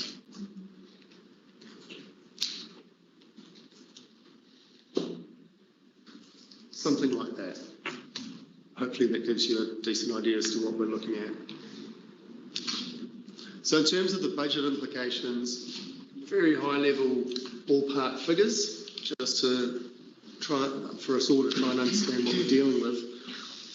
1A, which is that large wall option, is we're looking at 420 to 460k, and we've also got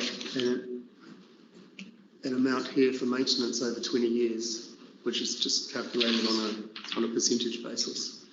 1B, which is that short wall with 5 metres of planting behind on the batter, is the cheapest option at 320 to 380, and we're looking at sort of 25 to 30k in maintenance over that 20-year period. And then 2, which is our lovely platinum option with the walkway and everything behind, is sitting at the most expensive amount, 520 to 630, with 40 to 50k of maintenance expenditure. Right, so that's where we've got to in terms of options. The next phase in the project is to take that out to consultation, if you all agree on that. If you all agree on the options that we've presented today and the approach that we're looking at here. So I'll just run through a summary of the consultation strategy. So the key objectives are obtaining community feedback on concept options, which will help us to identify the most favourable option. And also to work directly with the iwi public throughout the process to ensure that public concerns and aspirations are consistently understood and considered. So I'm going to read that one out. So we thought about what components of this design could the consultation influence, and because there's some technical aspects to the design that we can't budge on, but there are all sorts of things that we can think about where the consultation can influence the design. So one is the positioning of that structure relative to the existing shoreline. So what are the values in the community around amenity?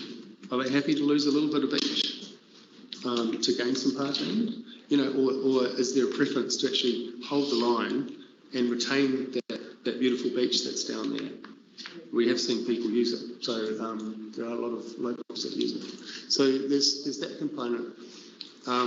Preference on the wall options that we've tabled. Obviously, council needs to consider, before we move into consultation, needs to consider the budgetary implications of those options to make sure that we're not saying, hey, one option is this platinum version, which is going to cost $630, but if they go for that, perhaps it's a promise not well kept because we don't have the budget to actually build it. So that needs to be considered. Also, access points. Maybe we just want a southern access point, maybe not a northern one. Maybe we want both. That's a question that we can put to them. And also for plant species. And we've worked with Mana Whenua on several projects where they've been involved in deciding on plant species for coastal projects. We've identified some key stakeholders in our engagement plan, and it would be good to get some feedback on how comprehensive this list is. So if you do happen to have any additional stakeholders that we need to pop on this list, that would be very useful to know. I'll just pause so that you can have a read of those, because I don't think I'll put that in the report. Oh, okay. Excellent. And just to say that we'll circulate the presentation afterwards and you can come back to us. In terms of the engagement methods proposed, the initial contact with the public letter drop, we'll do drop-in visits to directly affected stakeholders and direct contact with the project team, and also hopefully work within the Farnworth District Council social media platforms. In terms of the proposed interaction with the stakeholders, we'll be looking at community days, open days, hui with Ngāpuhi, direct consultation with 9 Frees Park Road, which is critical to this project, direct engagement with the other key stakeholders that we're talking about, and obviously the elected member updates. In terms of a program, this is an indicative program. It's going to be dependent on how the consultation goes, whether we move into the place and so forth. But there's a lot to do, and the consenting component is going to be quite a large part of that. If we go through this process as it stands at the moment, we'll be looking at getting into construction late July next year. That's how long this could take. So I just wanted to be quite clear about that. Now, some key considerations moving forward. As I mentioned, we really need to work collaboratively with 9 Frees Park, the owners and tenants there, in terms of making sure that we have a coordinated approach to coastal protection. We can't do one without the other. We know that there are areas of significance to Mana Whenua nearby, and we're likely to need a cultural impact assessment. So we need to keep that in mind. And also through our planning work that we've done, we know that there are quite a few overlays with regards to conservation zone, high natural character, ecological zones, hazards and so forth. Okay, and then just jumping back to this, my last slide, sorry, just coming back to the recommendation that I threw up at the start there. Okay, so that's the presentation. Sam's here to answer any questions. Happy to take questions. Thank you very much. Make some comments. It was never like that when I was starting up here. Okay, so council, the floor is open. Any questions that you have of the presentation? Yes, specifically questions of the presentation. Well, way you go, John and David. Thank you for all of that. Thank you for the comments. I see you've picked up on all the things I shouted out about anyway, so that's all good. If you see that 2015 and how rapidly it's increased, I don't know the side effects or the end effects occurred. I don't know what they were talking about. The question is, you've got a particular solution in mind, but you're going to a consultation. Are you still open to other solutions? Because I know there are, the geofabric which has been used, which absorbs and may be cheaper. So I'm just thinking about the overall construction costs. Are you open to looking at other options should that come out of the consultation process? Sure. Sam, do you want to? Yeah. So I've worked with those geotextile bags a bit, particularly just finished a project down near Whitianga, working on some geotextile groin bags. My experience with them has been in high energy environments that don't perform particularly well. There's a wall they used them to finish off a wall down at St Clair, down in Dunedin, and they had a lot of issues with where they're particularly weak, because I'm not sure how familiar you are with them, but so that, the geotextile fabric block would be putting at the back of the wall, which contains the sand, but they're basically bound together by a dental floss almost, like a thick sort of waxed cotton, and that creates a weak point. And when the sandbags fill up and they get wet regularly, that sand almost becomes like it becomes a little bit like a slurry mobile within there. It slowly moves incrementally, but that puts stress points on those things. And that seems to be the point that they break at quite a bit as well.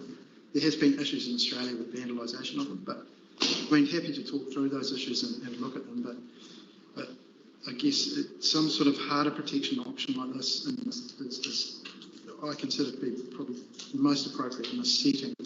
I've worked with a lot of sort of the softer options that have been discussed previously around nourishment and planting, and there's sort of high energy environments where you've got a systemic erosion problem. You're sort of really either dealing with cutting everything out or dealing with a hard engineering solution such as what we talked about. The rock revetments, under sort of the scrutiny that you get through the consenting process, there'll be reviews from other engineers and the like, and they're the ones that have really stood the test of time in the New Zealand environment. Just to be clear, I'm not actually pushing any particular solution. I'm just saying I opened other options. Totally. Yeah, so I'm interested in what you're actually saying there, so I'll let you carry on. But yeah. Thank you. David, you want to... Yeah, please. You showed one slide and just proposing that if you constructed a wall and then you had a grey area, which was number 9 freeze, if you actually went ahead and built a wall and stopped at the boundary of number 9, you would almost certainly increase erosion on their property, wouldn't you? Yeah. Immediately exposed to... That's our point about working with them. Yeah. So realistically, it needs to be... You have to continue it along. I think you're going to impose that cost on the landowner.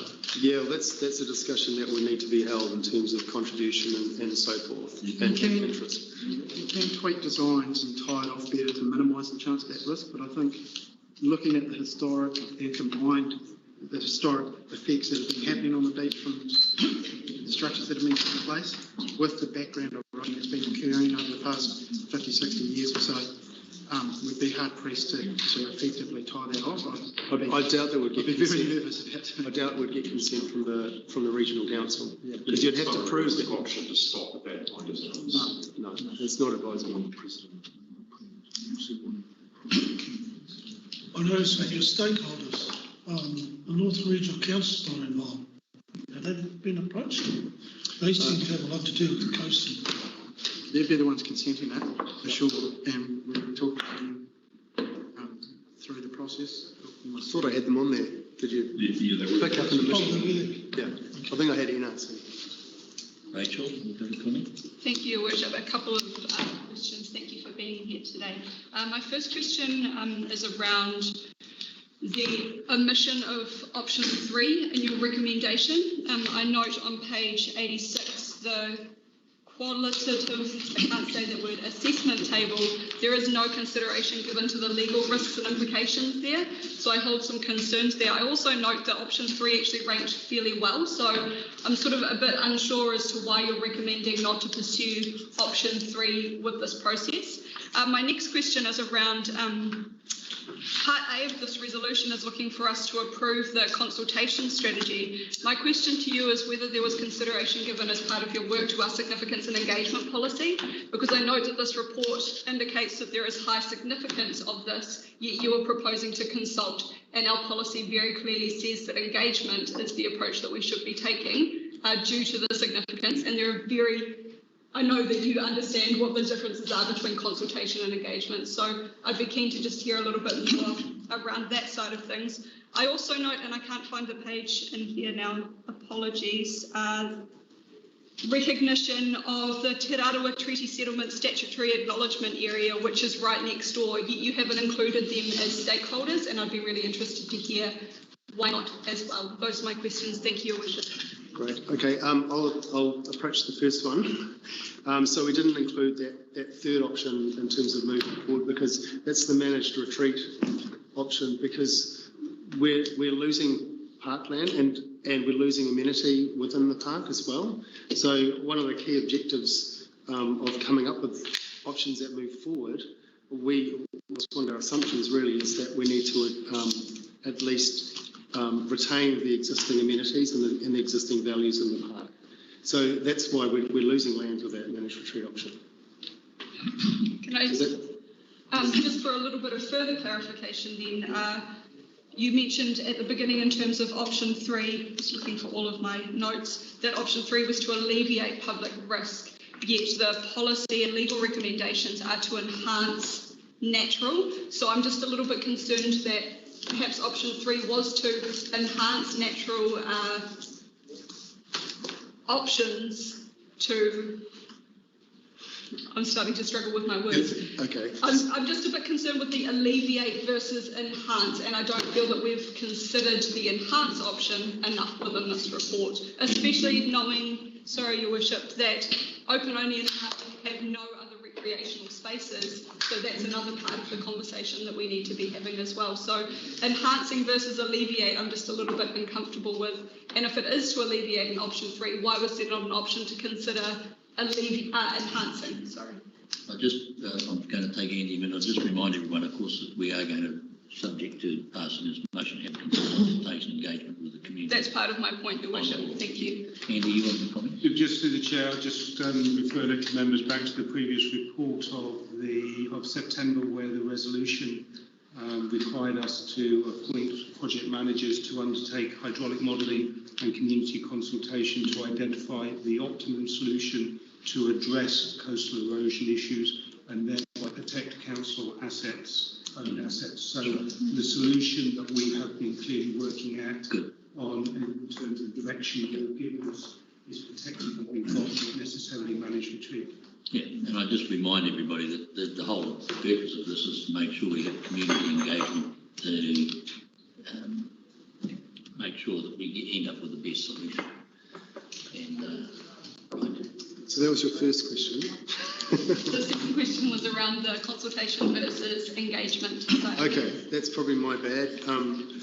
Natalie is our engagement expert and she has pulled together an engagement strategy. So if I mentioned consultation, I apologise.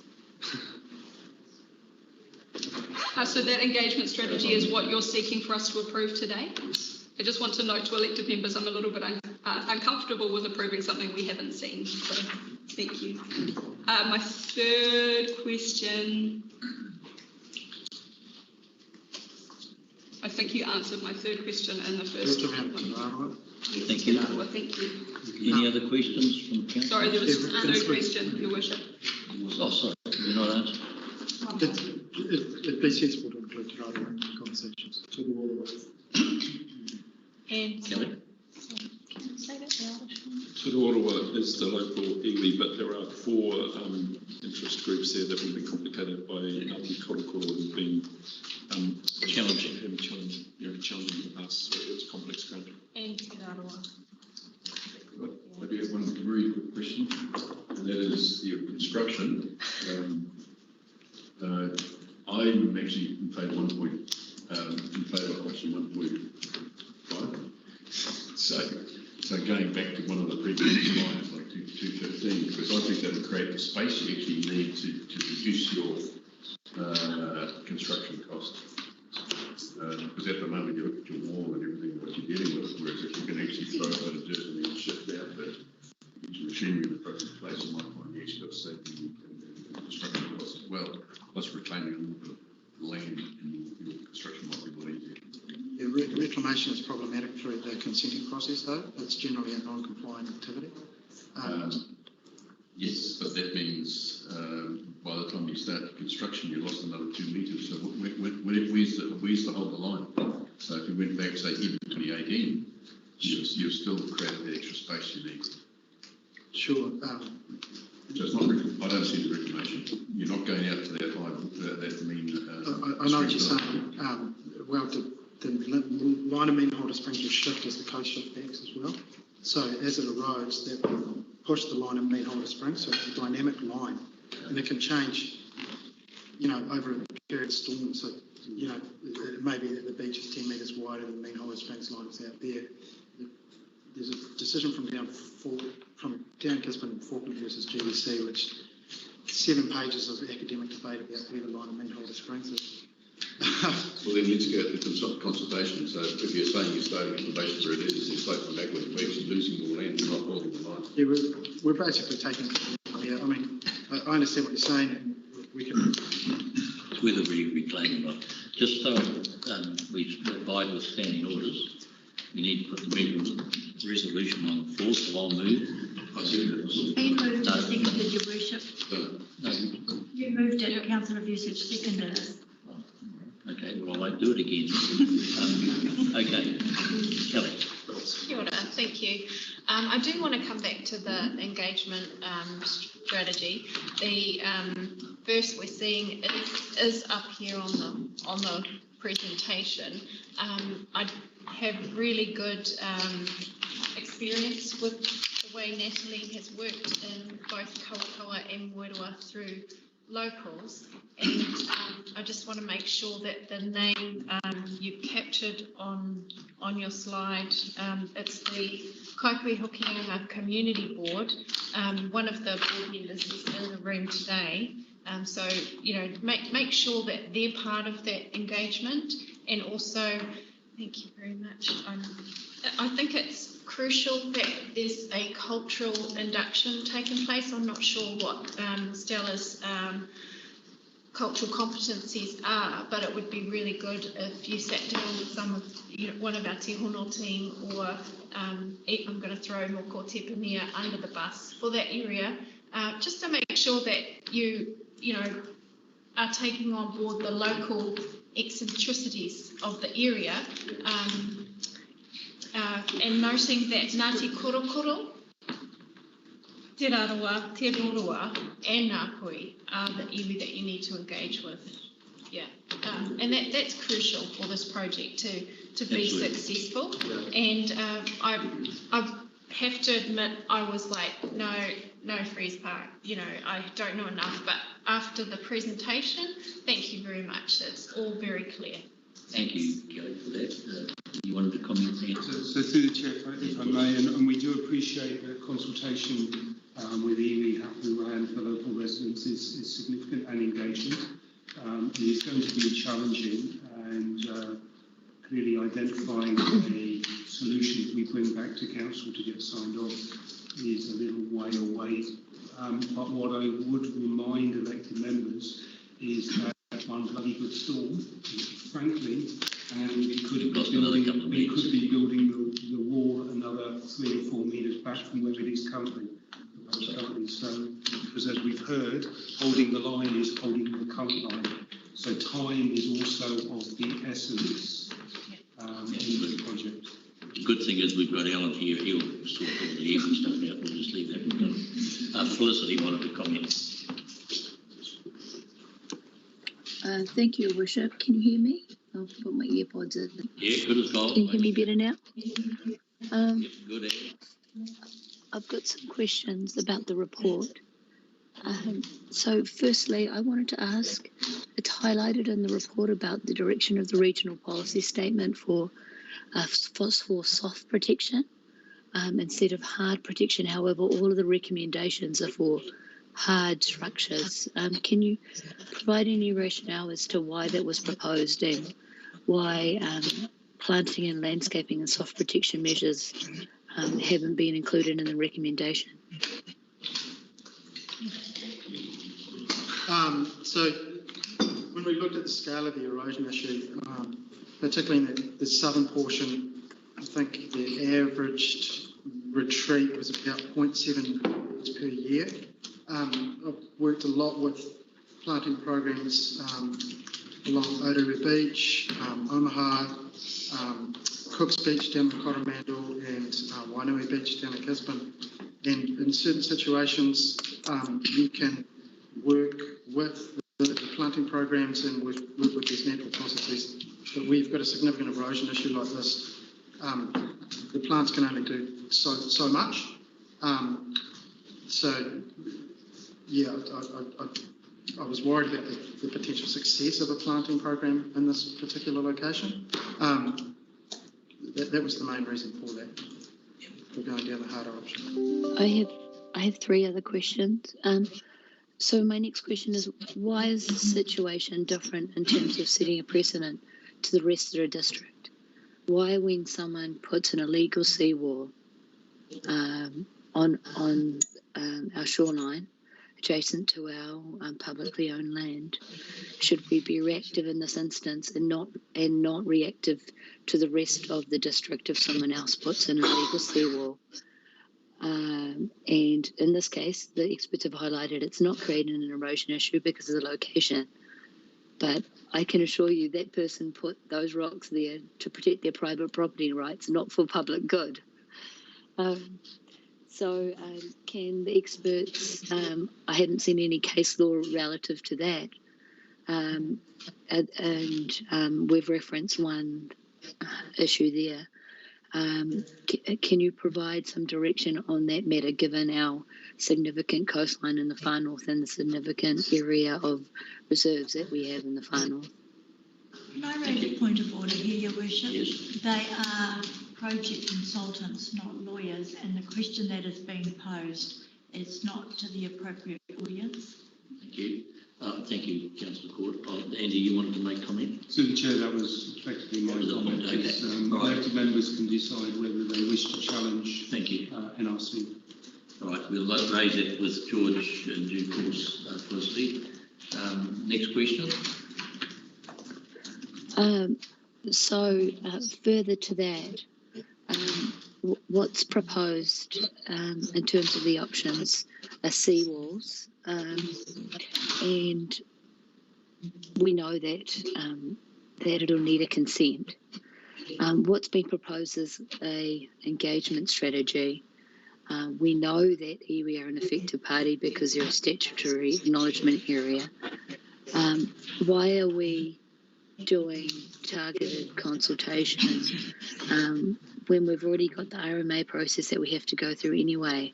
I'm just wondering if maybe we're going a bit over the top with our consultation and engagement when they're going to be affected parties in terms of the RMA processes in the regional council anyway. So that's the decision we'll make, Felicity, as a council. Your Worship, can I, just make a note though that the compliance report does indicate that this is a matter of high significance, and under our significance and engagement policy, we have to do engagement. Yeah. That's what our policy says, our own FNDC policy. Yeah, and it's not for the consultants or the staff, and it's for us to make that decision, so we'll make that decision when we pass this resolution. Next question? Yeah, so I guess it's highlighting if the iwi and if the community have concerns about it, and that's progress in the RMA and through the regional council, and eventually could eventuate to Environment Court. As elected members, I just wanted you to be made aware that we have no control over that, and I'm not sure as elected members that we're being objective about the processes that are outside of our control. I guess as these consultants here, I'm not sure if they have any feedback about our engagement strategy and why we're approaching it in this way. I haven't seen it, but that's part of the current motion. They're following the resolution that was passed in September last year, I think. As simple as that. We as a council directed them to do so.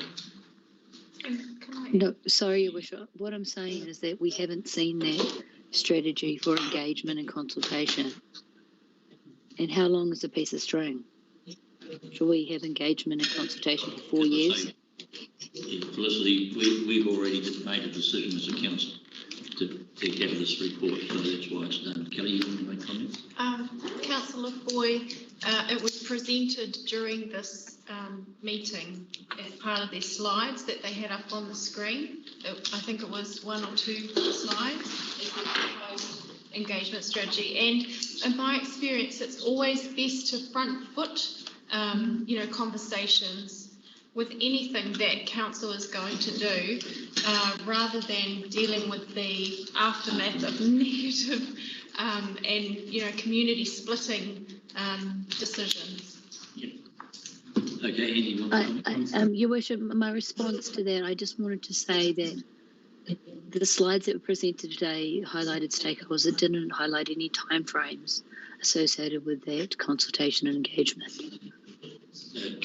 Yeah, that's true, because that's the next step. They need instruction from us to... There was a program that I put up there which just sort of showed the first steps. Andy wants to comment? Through the chair, look, the purpose of bringing the consultants up to date to present was because it is a really technical subject, and we felt it was really useful for you to have the consultants here. I've just spoken to them, and we can circulate the presentation and the consultation strategy to you all. We should you wish to have a copy of that following the meeting. Right, is there any other comments? Because otherwise we need to move on, and I want to put this resolution date. Sorry. Yeah, thank you. Yeah, I'm feeling similar to Councillor Smith. I think that number 3 ought to be consulted on. I see no disadvantage to that. The time period for consultation will be what it is. It won't delay matters to any extent. I've got concerns about the costings that we've been offered. I'll make the link with those in a moment. We're told that the option A, the preferred option, is deemed to be constructible, and it probably is, but no formal assessment of that has yet been done. We're offered what are described as rough order construction costs, and they've been described as ballpark high level. So it's really shot in the dark stuff. And I note that those estimated costs don't include project management design or consenting of the work.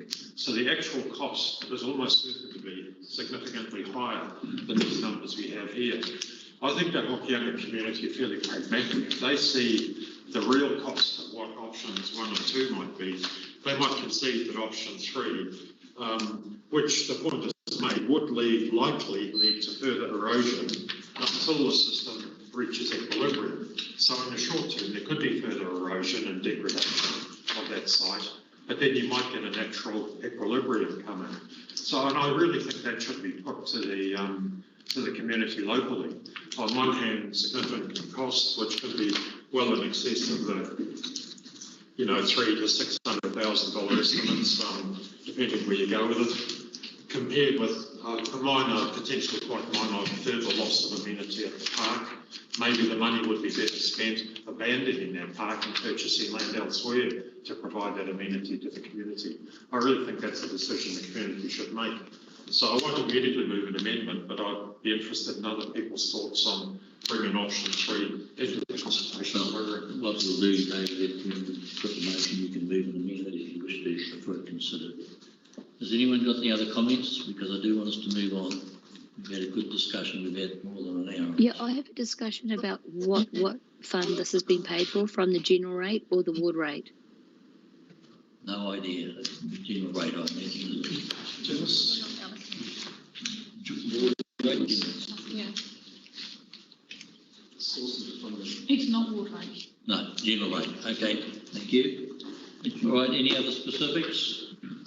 If not, David, do you want to move an amendment to B, or do we want to take these ABs separately?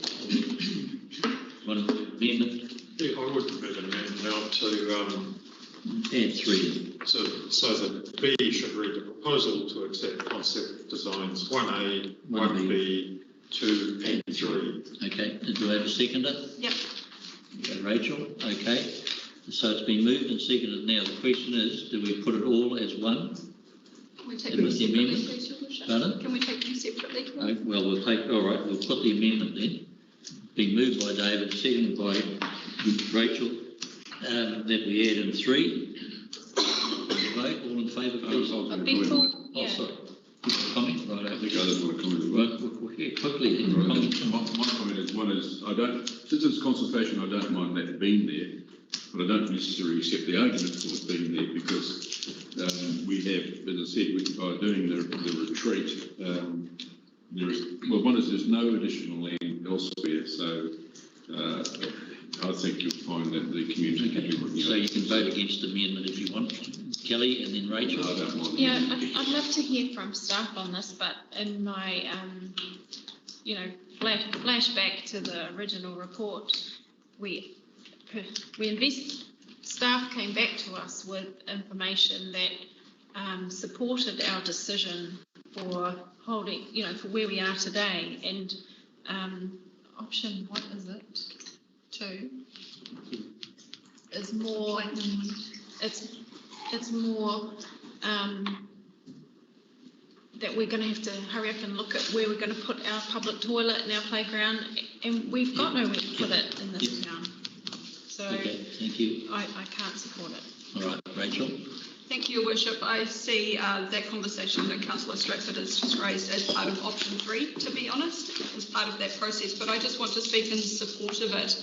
As Councillor Foy has raised, option 1A, option 1B and option 2 are all hard infrastructure options. We have a policy and legal recommendation to consider soft options. So I think that we have an obligation to include it in the engagement process. Thank you. Do you want to write a reply to that? No, I simply just say that whatever argument I do agree we need. Okay. More options. I would just stress the one point that there will be no delay through. It will take no longer to consult on 3 options than it takes to consult on 2. So whatever decision comes out of that, we're not delaying anything by having the wider options available. Okay, so the amendment is that we add 3 in. I'm going to put the motion. If you want to show of hands, just show of hands. All in favour, please say aye. 2, 3. Okay, 4 is 3, is it?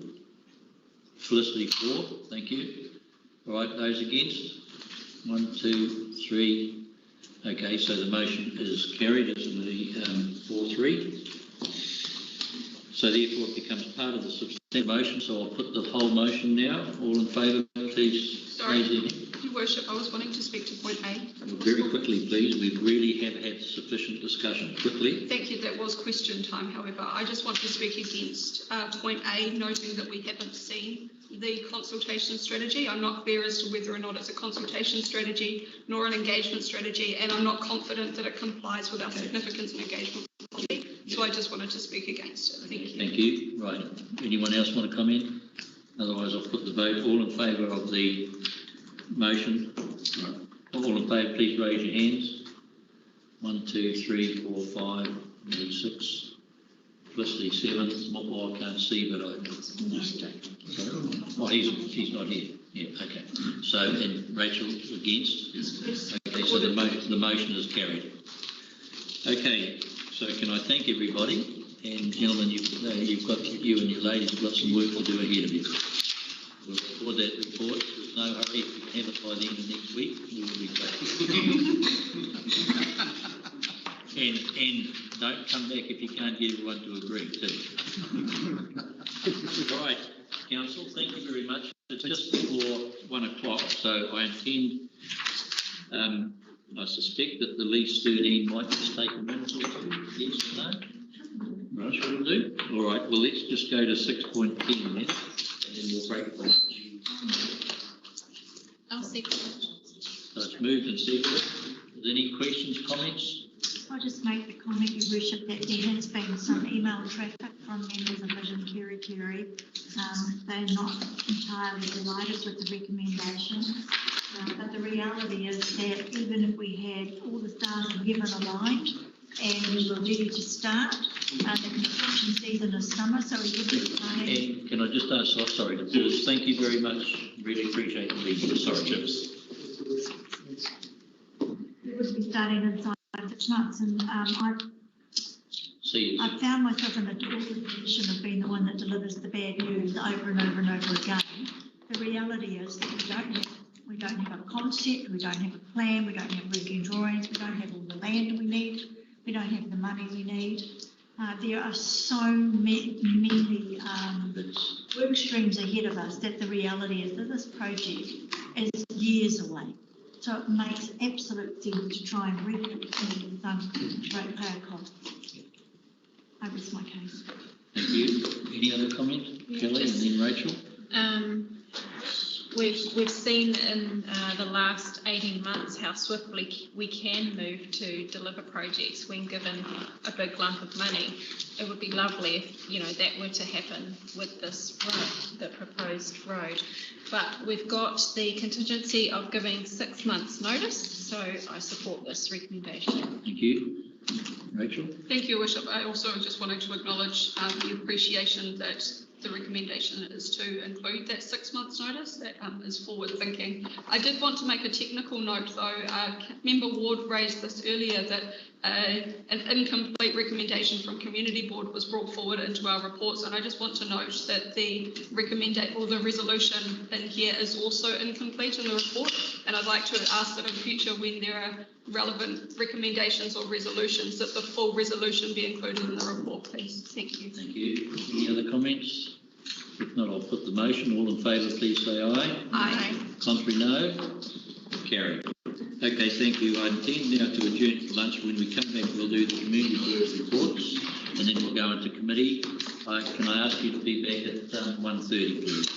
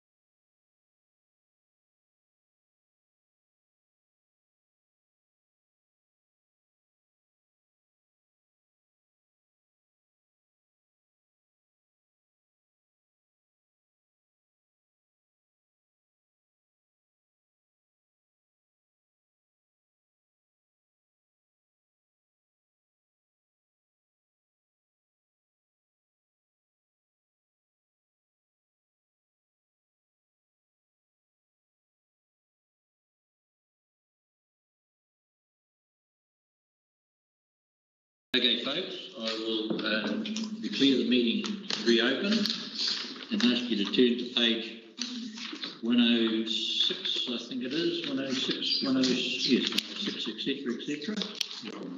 Thank you, John. As a seconder, please. Thank you, Maddie. Right, can we ask Adele and Belinda if they wish to make any comments? On Thursday, right. Thank you, Worship. At our meeting, or last meeting, the Waiho Business Association presented their report to us. So we passed that item, as you can see in our agenda, so for the targeted rate to our bid people. And along with the Waiho Business Association, Angela Phillips actually was there along with the Waiho Business Association, and she spoke about the security, the CCTV cameras. Right.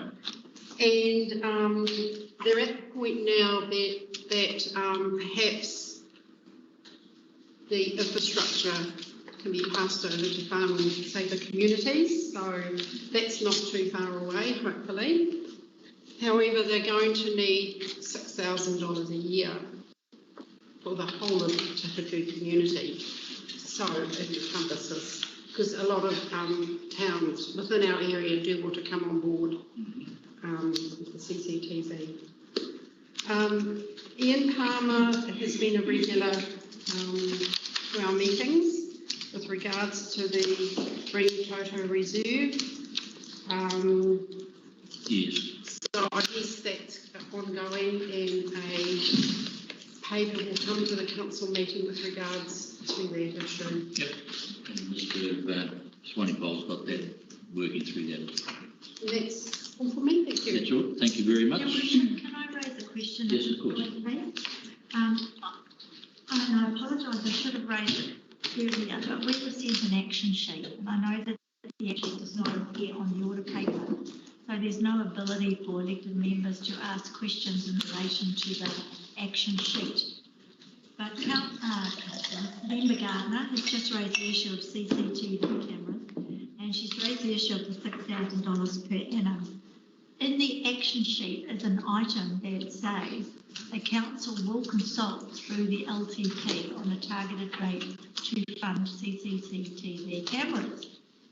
And it wasn't until I read the action sheet that it dragged my memory cells that we passed a resolution we were going to do that, but then we didn't.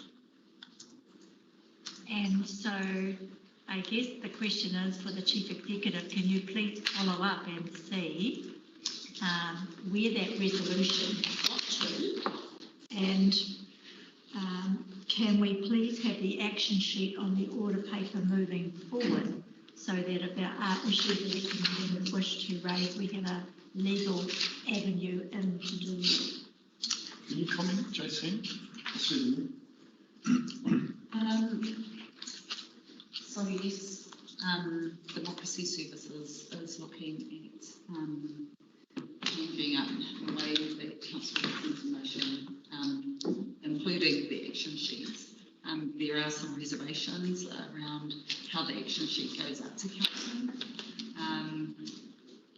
but we are working on a solution and aiming to have it at the June thing. It's a very good paper, and I would like to see it as part of the agenda so that we can comment on it. I think that makes sense, and if we agree that we'll put it on from now on, it'll be helpful along with the community court stuff. Just in regard to the consultation on the CCTV cameras, I think it's probably too late, but it would be remiss of me not to say, is there something that we can do between now and adoption? And I will accept that it probably is too late,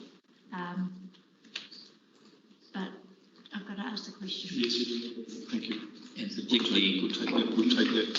Particularly with the discussions we've been having with the business community, their progress has been made at different levels anyway. Linda. Thank you, Worship. Just following on from what Deputy Mayor had to say, just recently the police were successfully application allocation to the proceeds of crimes funds for a significant amount of money.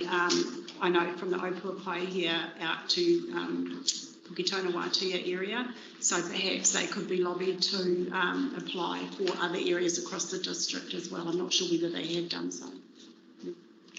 Yeah, but we certainly will be investigating this. So moving on to the report, item 7.1. Just there is an error in the report toward the bottom of the page there. Council notes the recommendation from the Bay of Islands Whangaroa Community Board minutes. I have the resolution in front of me, and that recommendation was actually carried at the council meeting on the 20th of February. So it's actually just an agenda error or duplication. So just to note that. Myself and Councillor Clendon are involved in ongoing discussions and meetings with Hillary Sumter and the Kennedy Retirement Village over the redwood trees, so that everybody is aware we're still requesting further reports and information on those. God bless you. Thanks to you, Your Worship. I'll address that. On page 110, I just want to reiterate again, since last year, the Community Board has been requesting a review of the road naming policy, number 2125. This has become even, I guess, more important in the sense that we are getting so many applications and they're taking up so much time debating at Community Board level. I believe there's another 4 on the agenda that I haven't previewed for tomorrow for the next meeting. Most of them are private roads and we're having great difficulties debating under the current policy. So can we please have some sort of timeline or schedule as to when it's due to be reviewed, or can it be brought forward to be reviewed, please? We've been requesting this for some time.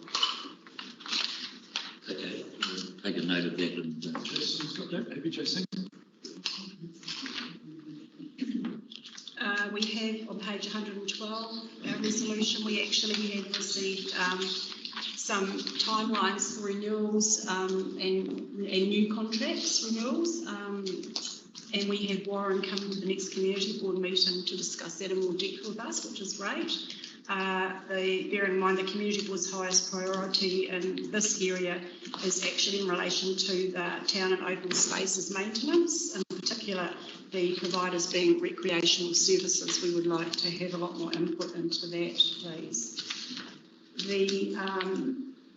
A few other points of interest that aren't in those minutes are the Provincial Growth Fund, the Waihi Waterfront Development. For those of you that aren't aware, there was a huge public meeting a couple of nights ago in the Waihi Hall, which was actually spilled out into the street, out into the foyer in the street. It was uncontrollable. Charles Parker was basically unable to chair it due to the protesting and pickling that went on. A petition was tabled from about 4,000 people. A lot of discontent in the community. It's not being very well managed. I feel that this is just the beginning. There were representatives in the room from particularly, there's a lot of hatred toward farmer holdings, which is very uncomfortable, and that's spilled over into immense dislike for council. The Opua community was well represented in the room, along with Rangatane, and I believe that there's some projects coming up that we're going to have huge difficulty within the community. There's a lot of aggro and a lot of discontent, and I think we need to note it, and we need to, and council needs to advise farmer holdings that this has to go back to the table and be discussed as quickly as possible. Those PGF funding applications that have been granted are looking like they are in danger of not going ahead if we continue down the road that we're going down. So just to inform you of that one. I've had a lot of phone calls with regard to SNAs, which you brought up earlier. What? Phone calls over SNAs. SN what? Actually, Your Worship, I don't think we should allow swearing in the chamber. Yeah, that phone fed, really? People don't understand and they're panicking with regard to the forms having to be back by the 24th. Sounds like there might be quite a few mapping errors or...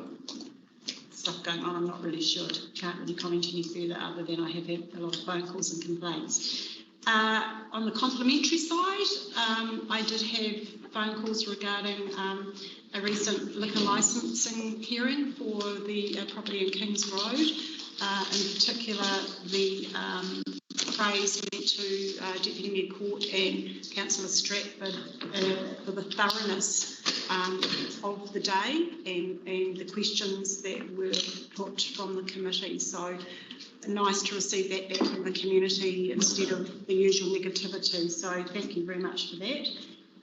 Finally, we funded, Councillor Smith hosted Christchurch Community Council meeting with the Community Board doing their reports, and so I looked at it to see just how informative it was, and I thought it might be helpful if, because we haven't adopted the way in which they do things, that I give you what we are funding on a monthly basis, just so you're informed as to what's going on in the communities and where we're spending our money. So in relation to this particular agenda, we had the 32nd Festival of the Country of Islands, Bay of Islands Country Music Festival, which was the first festival after returning from the COVID-forced hiatus of 2020. We felt this was a long-standing event in the Bay of Islands area with great economic benefit. So we decided to fund to the tune of nearly $3,000 to cover the cost of the shuttle bus to reduce the risks of drink driving and also supporting some of the publicising around the event. The other thing that we had funded was $6,744. This was toward a waka ātea with the focus on tikanga Māori and kaupapa Māori to deliver an extensive wellness program based on inclusiveness of all age groups and assisting in they've had success in reducing youth suicide rates as a result of engaging the children in these waka events. The Community Board will be visiting Whangaroa Harbour on the 11th of June for a team building waka experience. I think I'll be digging my thermals out for that one. And we'll be introduced to the local knowledge of the area and the history. So that's what we're up to. Thank you. Thank you very much, Belinda. John, from Mike's absence, have you got any comments? Just quickly then, I'll just bring your attention to page 119, so that's item number 5.1 on the top of the page there. And since we're talking about roads, there was, this is from a community board member out there, there was a reinstating of the sandbags to protect the Pohutukawa trees in Otamangi. I'm not sure if that could be said, flooding, where it would be. And the other big concern they have is there's 150 boat trailers that show up there the rest of the time, because we want to catch a big marlin, you actually go out that way, and it's all lining the road, and it's a bit of a hazard, and there's no real boat parking area. So it's not a solution, but there is things the locals will be pushing. It's a big problem. Yeah. Right, thank you very much for that. So, excuse me, Your Worship, can I just make a point of clarification into the Bay of Islands Whangaroa minutes? I'm recorded as an abstention on every resolution. I just wanted to clarify with Council that that's at the request of the Community Board, and we will further address that in our midterm review. But I just wanted to point that out. It's not a vote of trying to be difficult. It's the board have asked me not to vote. So okay. Right, thank you for that. Can I just raise with Councillor Fusich, before lunch we looked at the item for the Freeze Park. There's a budget line there, $1.5 million in the long-term plan, and I'm hearing that there's a boat problem there. So when we go out to consult, I'm worried about mixing two items, but I think it would be remiss if I didn't say if there's an issue with the park, toilets and the car parking and boat trailers, there is an opportunity here for the community to say, actually, we'll take that bit of money and we'll look at purchasing some land. That's the all singing, all dancing solution to everything. Just throwing it out there. Just so you understand, of course, we're talking about Marbury, where the free park is in open only, which is a kilometre and a half. Oh, yeah, but I think in terms of distance in regard to access to the coastal area environment, they are close enough. I'm just chucking it out there. Yeah, They know that's not an option. John can take that on board. Yeah, it's worth thinking about. I might say that if there's a boat ramp there as well. There is. And there's, I don't know if the walk facilities are like, there's a potential for something there, there is a little park space. We may need to reclaim some land, which is fine, but I don't know. I think you don't have any parks in the threat. The answer is I don't know, but it's worth talking about. Thank you, Councillor Court. That makes sense. All right, if we're all okay, move and second, can you receive reports? I'll put the motion, all in favour, please say aye. Aye. No, carried. With that, if I'm correct, brings us to the end of our open meeting. So I will now move that we go into committee. Do I have a second, please? Thank you, Matty. All in favour, please say aye. No, carried. See you, young fella. Thank you for your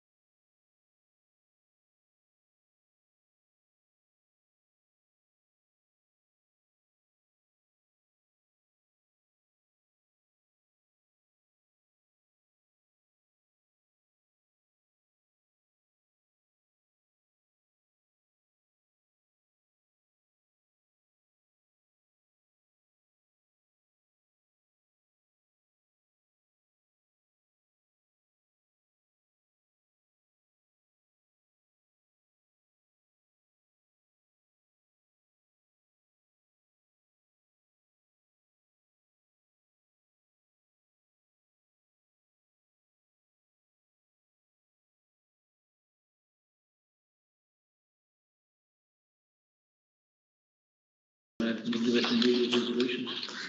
Technically speaking, we are supposed to just resume the live stream and repeat the motion that Right. So I'll move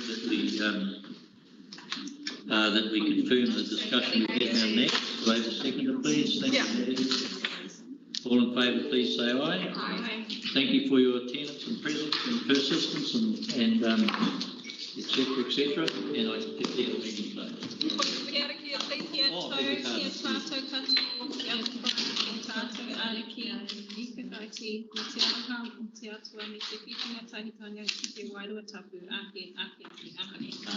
Thank you.